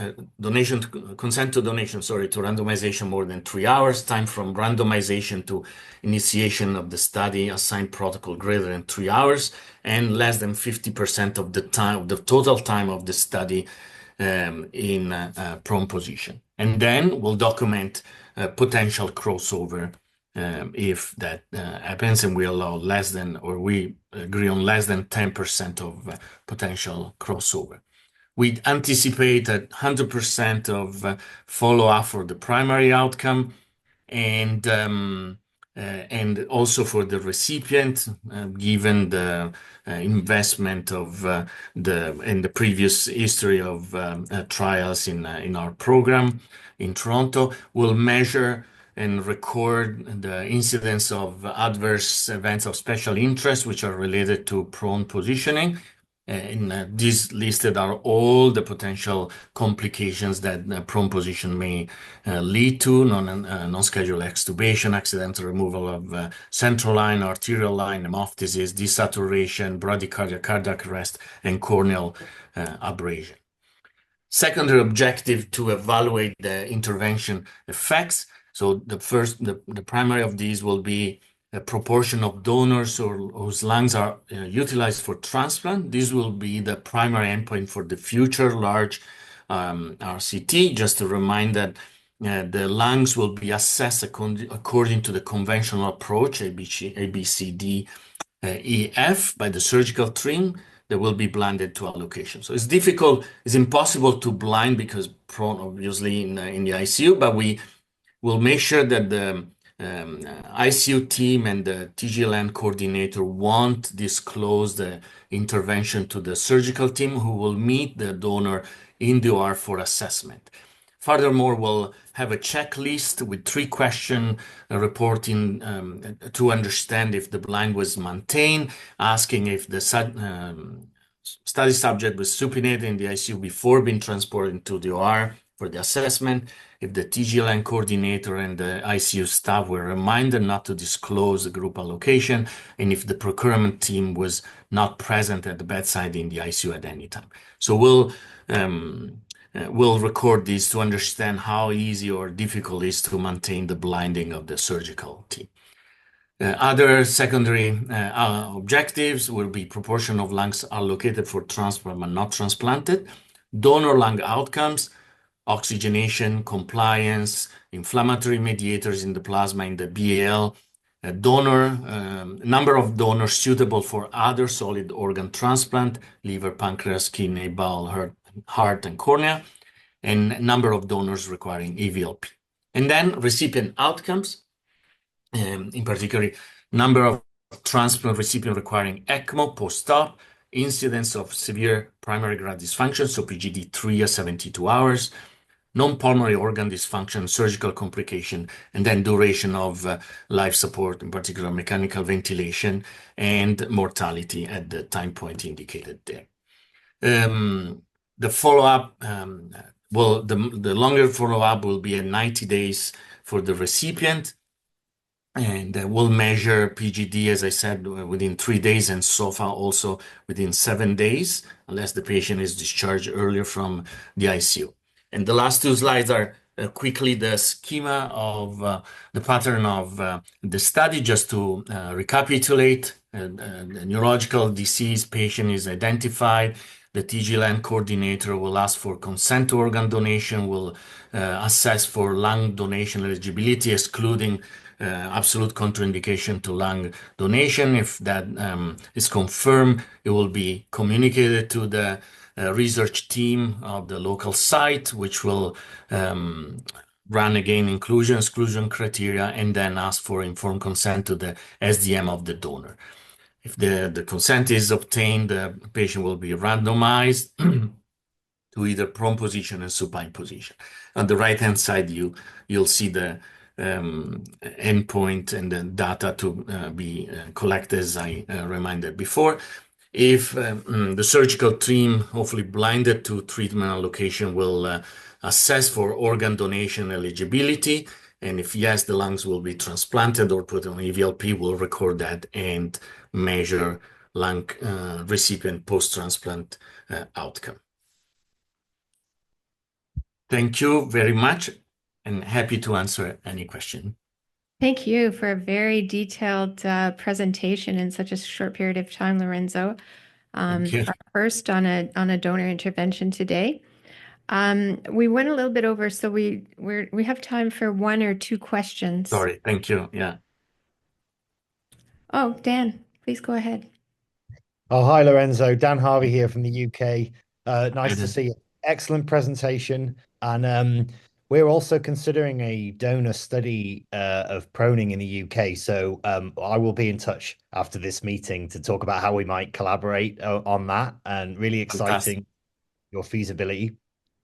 So it would be fantastic to harmonize efforts here, because we can plan ahead some detail some collaboration, because as you know, the number, especially for a larger trial beyond the pilot phase, is a challenge. Challenging. It's challenging, but I think together we could do that, and I think that collaboration, harmonization, a great idea. And I was particularly interested in your primary outcome in utilization.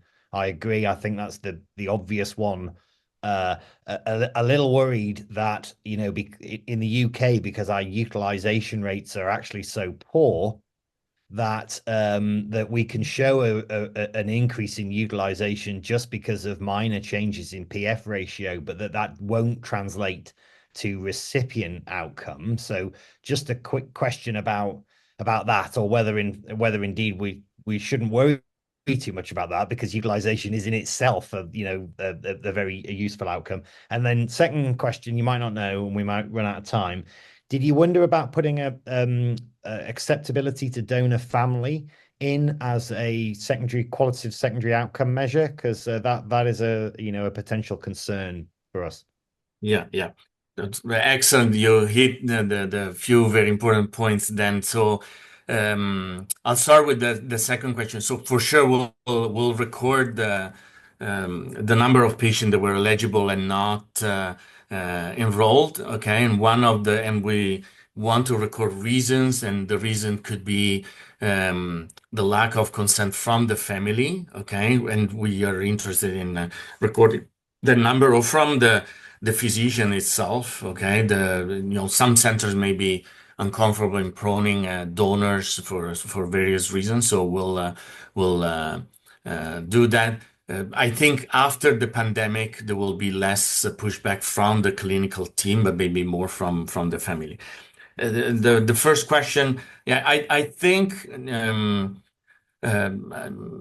utilization, I think, is the primary outcome that that make a difference. But yet we need to measure the outcome in the recipient. Okay, the donors will be evaluated according to very conventional criteria, and therefore I feel comfortable with that process, that if the lungs is accepted and the outcome in the recipient may not be as a consequence of necessary of the treatment. But anyhow, we can discuss further because it's a very complex thing. In the previous RCT by Luciana Mascia and Marco Ranieri in Italy, they had two outcomes: the number of eligible lungs, and then number for donation, and number of transplanted lungs, because many lungs that were deemed to be eligible for transplant were actually not transplanted because of a logistic reason. And the problem with that trial was I'm gonna have to cut things off now. Perfect. But, Okay. It was a great discussion. I do think we need to focus on recipient outcomes as well, but not necessarily as a primary outcome. So I'm glad we're in agreement on that. Thank you so much for a great presentation. Thank you. I'm going to move ahead now to let you back to your clinic. Thank you very much. And to introduce Frederick Daragon, our next speaker, about the Synergy pilot trial. So Fred's been working on this in Sherbrooke with a great team, I must say.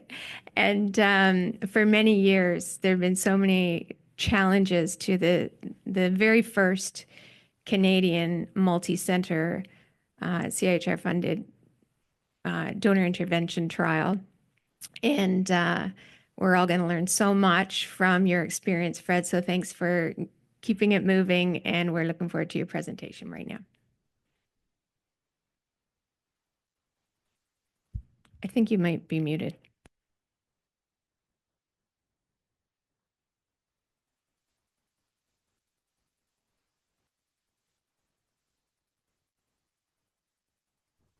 Is it better now? Perfect. Is it working now? Yep. Great.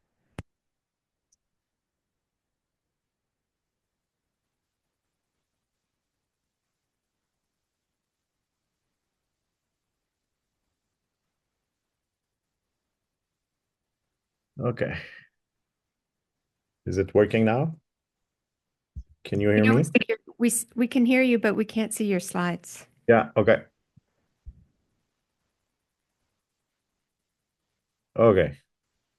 I guess now you can see my slides. Yeah. Yep. Okay.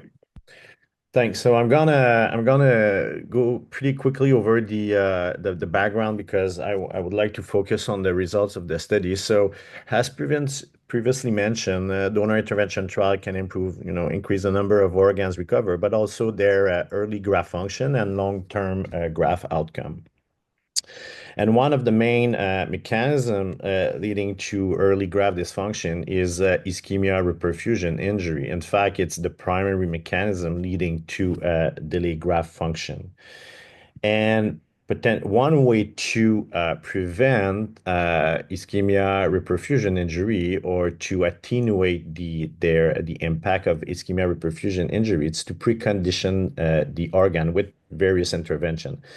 And in fact, there is some emerging evidence that calcineurin inhibitor, and more specifically tacrolimus, may have that effect. And you are in a good position to understand that tacrolimus is, commonly administered for anti-rejection medication, but it has also anti-ischemic effect that align well with the ischemia reperfusion injury process. And we conducted a systematic review of preclinical animal model to summarize what are the available evidence regarding the administration of calcineurin inhibitor in a model of organ donation. And it seems that, tacrolimus consistently improve some surrogate outcome, which I will define as, inflammatory biomarker and histologic finding when they did biopsy on animal. But of course, we cannot extrapolate animal findings to human. It needs to be a study. And there is also, more importantly, there is potentially risks for donor tacrolimus, namely in a recipient. So it can, of course, create acute kidney injury or hyperkalemia. It can be in the kidney recipient, but also in all other non-kidney recipient. And the primary mechanism is that the organ could be carried over by, the organ can carry over the drug, although it's very, very unlikely just because of the amount of flush solutions we provide at the time of recovery, but still it needs to be studied. So following a usual research programmatic approach, we developed a pilot RCT to, in fact, test the feasibility to conduct a RCT measuring the effect of tacrolimus versus placebo to neurologically diseased kidney donor on kidney daily graft function. The design of Synergy was a multi-center randomized placebo-controlled pilot trial, and we aimed to conduct that study originally in 7 donation ICU and 25 transplant program in Ontario and Quebec. We received Health Canada approval, and we also got provincial RAB approval. We originally aimed to enroll 90 donors and their corresponding 300-ish recipient on the basis that, a donor usually gives 3.5, 3.6 organ. So the main number of organ transplanted is 3.5, 3.6 organ. So this is from where the 300 recipients are coming. And we were looking to enroll adult neurologically diseased donor for which consent to organ donation has been obtained and all the organ allocation has been completed. And of course, 1 kidney must have been allocated. We excluded a patient for which there was hypersensitivity to tacrolimus or for which, there was at least 1 organ allocated to a recipient or a transplant team who declined to receive a Synergy organ. If there was at least 1 organ allocated to a non-participating site, so if it was going anywhere else outside of Quebec and Ontario, and if there was at least 1 organ allocated to a pediatric recipient. So as soon as there was 1 exclusion criteria, we cannot enroll a donor in that study. The study intervention was tacrolimus, so we administered a single infusion of 0.02 milligrams per kilo over 4 hours, starting 4 to 8 hours prior to organs recovery, or a placebo. Our feasibility outcome, in fact, we had 3 feasibility outcomes. The first one is the donor accrual rate. So we aim to enroll over 80% of all of our eligible donor in the study. We also aim to look for a consent rate of recipient consent of 95%. And we also want to test the 3 different methods to collect 1-year data on recipients. So by clinical data, so namely by a research coordinator, by CAI, or by a telephone call to a recipient. Since we plan to enroll our pilot participant in the main trial, we decided to collect recipient outcome data for our pilot participants. So of course, we collected daily renal graft function in kidney recipient, and also all early graft function outcome in all other non-kidney recipient. We also collected recipient and graft survival at 1 year, and also collected safety outcomes, so which we specifically look at acute kidney injury for all non-kidney recipient, which was defined as a KDIGO stage 2, or if the creatinine double more, compared to the baseline value. We also collected one of the safety outcome was hyperkalemia and allergic reaction. In terms of enrollment process, so this is where things get a bit more complicated, but at the time of organ allocation, ODO staff notify each transplant program that a donor for which the organ is allocated is eligible to Synergy. At that time, the transplant program were asked to inform the candidate recipient about the possibility that they will receive an organ that has been exposed to tacrolimus of a placebo. This decision from the candidate recipient and the transplant program was collected by the ODO staff. When all the organ allocation process was completed, the ODO staff sent the allocation form to the method center, and then the method center relayed the informations to the ICU site where the donor was located, and ultimately the family of the donor was approached to obtain consent and then enroll the donor in the study. Just going back for 1 second. So, and subsequently, so this is what we call the clinical consent. But then after transplantation for the recipient, namely, we get like the formal research consent where a research coordinator went at the bedside and get the signature from the recipient or the SDM. So in terms of timeline, we received a CIHR funding in 2021. We aim to start the study in 3 or 4 months later, but ultimately it did not go that way for many reasons. I will say that one of them, like compared to other, I will say ICU or transplant trial, in donor intervention trial where we look at many recipient, all site needs to be ready at the same times if we want to launch the trial. So we cannot, unfortunately, we have to wait for all transplant program to be ready to initiate the trial and therefore to be able to collect recipient outcome data. So we were at least a year behind in our timeline. In terms of study implementation in Ontario, unfortunately we were not able to launch the trial. Many reasons, but one of them was that just before we launched the trial, 3 transplant programs withdrew their participation for different reasons. One of them was that it can impact the feasibility trial of a transplant trial, and the other one was that there was a perceived threat to the scientific integrity of that trial. So without these 3 transplant programs involved, we lost almost 100 donor, well, more than 100 donor. That was on top of those donors for which we cannot enroll because they did not meet the inclusion criteria. And therefore, there were only 13 donor eligible for Synergy. And in other words, it was roughly 2 donors per year per participating sites that were eligible to the study, assuming that all of them will consent. So at the end, it was determined that it was not feasible to do that, to implement the study in Ontario, and we had to shut down Synergy in Ontario.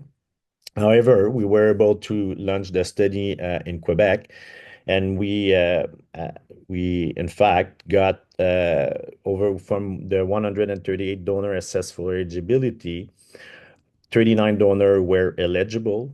Namely, we lost a lot of potential donor because organ allocation was not completed in time for Synergy. So we were not able to randomize the donor or consent, randomize and prepare the study drug and administer the study drug within time. There was 27 kidney that were not allocated, which can happen, and 26 or close to a third of the donor were excluded because organ were allocated outside of Quebec. From the 39 donor eligible, we were able to enroll 19 donor in the study. So for an enrollment rate of roughly 53% overall. And the main reason where we were not able to enroll a donor were essentially because the SDM did not want to be contacted for research, or because they were not able to reach them because they already left the hospital and they did not respond to their phone.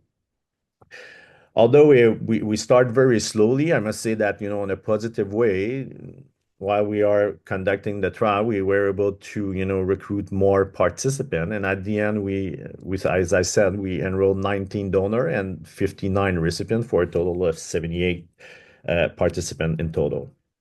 And in terms of donor research consent, most of the donor we use a priori informed consent. Only 2 donor were enrolled under a defer and subsequently consented to the study, to the research. And the consent approach for most of the case were by telephone, namely because the SDM left the hospital after consent to organ donation was obtained. In terms of study population, this is the usual donor. So mean age of 55, male. Most donor were male. Roughly 50% of our donor were defined as extended criteria donor with the usual definition, and their creatinine level at randomization was 80.5. In terms of randomization, so 2 matrix. So the time between organ allocation completed and recovery was the mean time was 22 hours. And the time between randomizations to study drug infusion was 11 hours. So a very, very short timeline to approach donor family, get consent, prepare the study drug by the pharmacist, and then infuse the study drug to the donor. In terms of study drug administration, so this is, I think, one part where things went well also. So all of them, received the study infusion or the study drug infusion. It was, for most of them, infused between 4 and 8 hours. There was only 2 cases for which they went to DR earlier, so they were not able to complete the infusion of the study drug. There was no adverse event in the donor, and there was the last creatinine was 53.3, and the last potassium just before they went to the OR 3.7. In terms of recipient research consent, so we got, the recipient research consent, or the step 2, these are synonyms. We got 100% research consent rate. However, at the time of organ allocation, what we call the clinical consent, we got 16, I would call recipient irregularity. So 8 cases, the ODO recorded that the recipient and the transplant program agree to receive an organ, but the recipient did not recall that after transplantation. And for 8 other cases, the ODO recorded that the transplant program agree, but did not recorded if the recipient agree or not. So 4 cases, patient did in fact record that they agreed to research, but it was not collected properly, I will say, or not reported properly, let's say, at the ODO level by the transplant program. And in 4 other cases, there was 2 cases for which there was late reallocation, which means that, the study drug we already administered the study drug to the donor, but then there was someone that was there was a new organ allocations for two recipients, so we were not able to get their research consent. And for 2 other cases, there was a communication breakdown between the method center, the transplant programs, the ODO, and so on. So we got 2 cases, and For all these 16 irregularities, we of course notified the research ethic boards. We assess, ways to improve our approach to get, the recipient the research consent. But most importantly, all the recipients were informed of that study, and all the recipients agree to get their data collected. For recipient, the mean age was 59. Most of them were male. Of course, the majority of the organ transplanted was kidney, and the most common blood type was A. So no big surprise here. And in terms of safety outcome and adverse event for our 37 kidney recipient, and well, in fact, for all recipients, there was no unexpected adverse event. For allergic reaction, there was one allergic reaction in a liver recipient, which occur 1 day after transplantation, and it precede the administration of thymoglobulin. And in fact, this recipient, I don't know if the recipient was enrolled, receive an organ that has been exposed to TAC or placebo, because we're still blinded. But the recipient received tacrolimus in the OR. But again, like the anaphylaxis reaction occur at the time of thymoglobulin administration. There was 6 cases of acute kidney injury, and there was 17 cases of hyperkalemia, which we define as a potassium over 5 millimole of per liter, and 7 hyperkalemia event in non-kidney recipient. Just to give you a rough idea, the mean potassium level was for those who had hyperkalemia event was 5.8 in the kidney group and 5.4 in the non-kidney group. So in terms of challenge we face in Synergy, in fact, we face a lot of challenge, but I will just mention 3 of them for today. So first of one is the sequential enrollment. Just want to be clear that sequential enrollment, this term refer in fact to the enrollment of an organ donor into a donor intervention trial, followed by the enrollment of that organ or the recipient into a separate transplant trial. So this is something we face right from the beginning, and in fact, we were not able to launch the study in Ontario because of these the absence of guidance regarding sequential enrollment of in a donor intervention trial. The second one is the recipient research consent model. So, we had this 2-step research consent model. We had to start somewhere. It was the first multi-center REB. It was the first multi-center donor intervention trial in Canada. RRB and patient partner help us to develop this model. We originally planned, though, to get this waive consent, but at the end, we went with the RRB proposed, which was the 2-step research consent. And in fact, we faced multiple challenges regarding the clinical consent procedure at the time of organ allocation. And also, when we look at other trials around the world, most of them use a waive research of consent in a recipient. And when they use a informed consent, most of these trials were organ specific, so they only look at kidney. So the all non-kidney recipient are not study participant. And most of them were single center. And I can also say that most of them, I don't have the exact number with me right now, but most of them had some transplant registry where they can get the data on the recipient, which help to get the study results regarding donor intervention trial. The last point was the role of ODO staff in research. So, ODO, we got some irregularity, as I mentioned previously, at the time of, regarding the clinical consent. And, ODO coordinator, requires some training to participate in the study. And, I don't think it's their responsibility to be in I will call the circle of research. They have they are quite busy, and then we get an extra layer of, complexity by having this discussion with each transplant program for a single donor. So it require multiple conversation. And, there is some staff handover and also all this organ allocation very often, occur in a time-sensitive nature, which increase the risk of error. So therefore, I don't think, they should be part of the research, and eligibility process.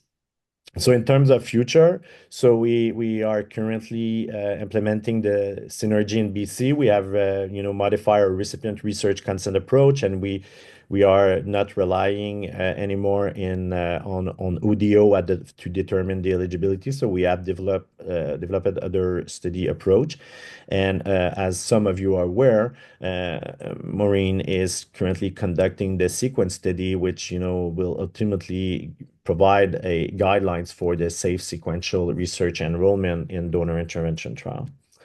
So in summary, I think Synergy, although it was unfeasible, address an important health problem for Canadian. We showed that I think donor intervention trial it was safe, at least for Synergy. Most importantly, it creates some collaboration by bringing together critical care, the nation, and transplant community together to make that research, possible. And it paved the ways for, other RCT in Canada. And ultimately, we will test a new approach for donor collection with CAI. That being said, I would like to thank, all these co-investigators that has been part of that adventure since the beginning.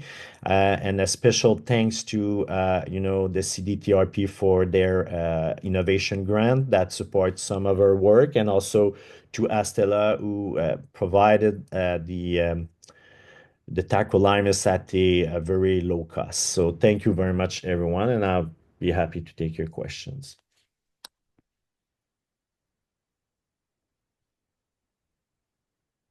Thanks, Fred. Great presentation. We have like 12 minutes for questions because my closing remarks are not going to take 10 minutes. So are there any questions in the room or virtually? Yes, Valerie. Transplant nephrologist at McGill. And a couple of years ago, actually, when you had started recruiting, I was asked, are you okay with this patient getting a kidney for somebody on this trial? And I was just very surprised and perplexed, like as to why I, the recipient person, am being asked this question.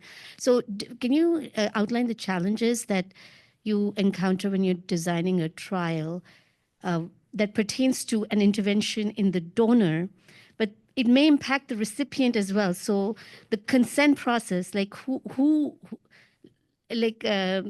what were your challenges and how did you overcome them for future planning?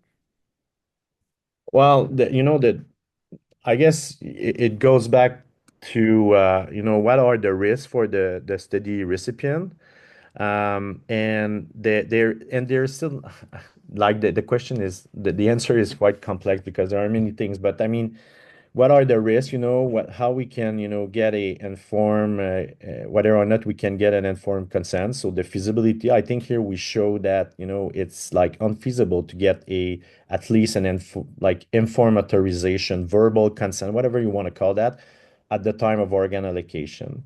We previously demonstrate that, getting like all research consent, like when patients are on the transplant waiting list, is also like infeasible. It will just like in terms of logistic, we will need to get, personal informations to contact them, to inform them about the study and so on. And, we may consent some people and then they will never be part of that study. So first, this is the unfeasibility of getting the research consent. And then, as I mentioned, the minimal risk. So as an ICU physician, I don't really care if there is a recipient that is allergic to penicillin when I give antibiotics to the donor. And one of the reasons is essentially because we flush all the body with 7 liters of fluid. So I think the risk here is like very minimal. And it goes to the last point where, in fact, so the study recipient like is a research participant because we do get data, but do we need to get this all, I will say that this big cavalry of, of the informed consent before and so on to get, to collect data? Can we, explore like other research consent model with, let's say opt-out or, alternative authorization and so on? I don't know, like, I don't know if I answer your questions. No, you did, because it was really strange for me as a recipient physician to answer something that is a donor intervention. But I understand the complexities because the kidney is going into the recipient.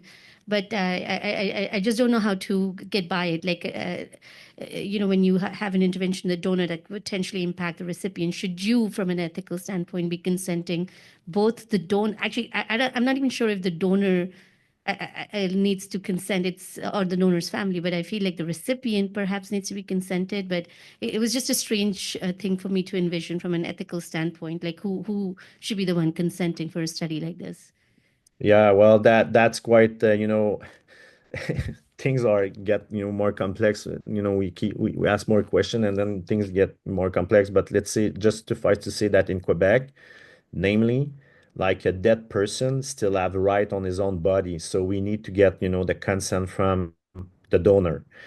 And we can go, beyond that. Let's say if a family of the donor consent, but one recipient declined, it seems that so far there is, the recipient has, power over the donation of the family. And I will go that I will can give the last example where if there is if there is two recipient who consents to the study, but there is one who declined, then the one who declined has, more weight on the decision than the two other that consent. So it makes things very, very complex.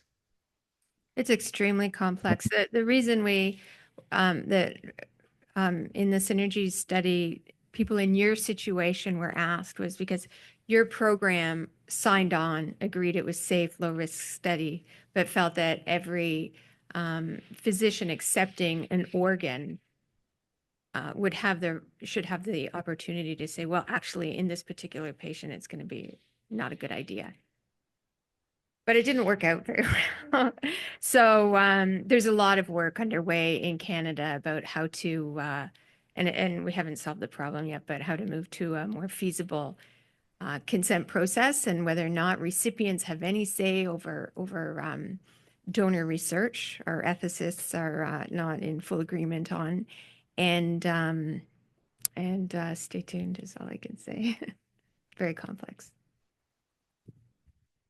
Well, and I would also add that the advantage that you had, Fred, here was that it was a low risk intervention, like we said. But certainly, if there was a higher risk, higher potential benefit intervention, all of these issues are just going to be amplified, even where there's more potential benefit, possibly, but also potentially more risk, and that's going to be an even bigger, for something, because as far as I know, and the transplanters here might say, are there any organs that don't routinely receive tacrolimus post implantation? For all organs, I know it is for kidneys, but I mean for lungs, hearts, they're all going to receive tacrolimus anyway. Delayed CNI initiation occasionally in some patients, but otherwise everybody receives CNI. The only That's it.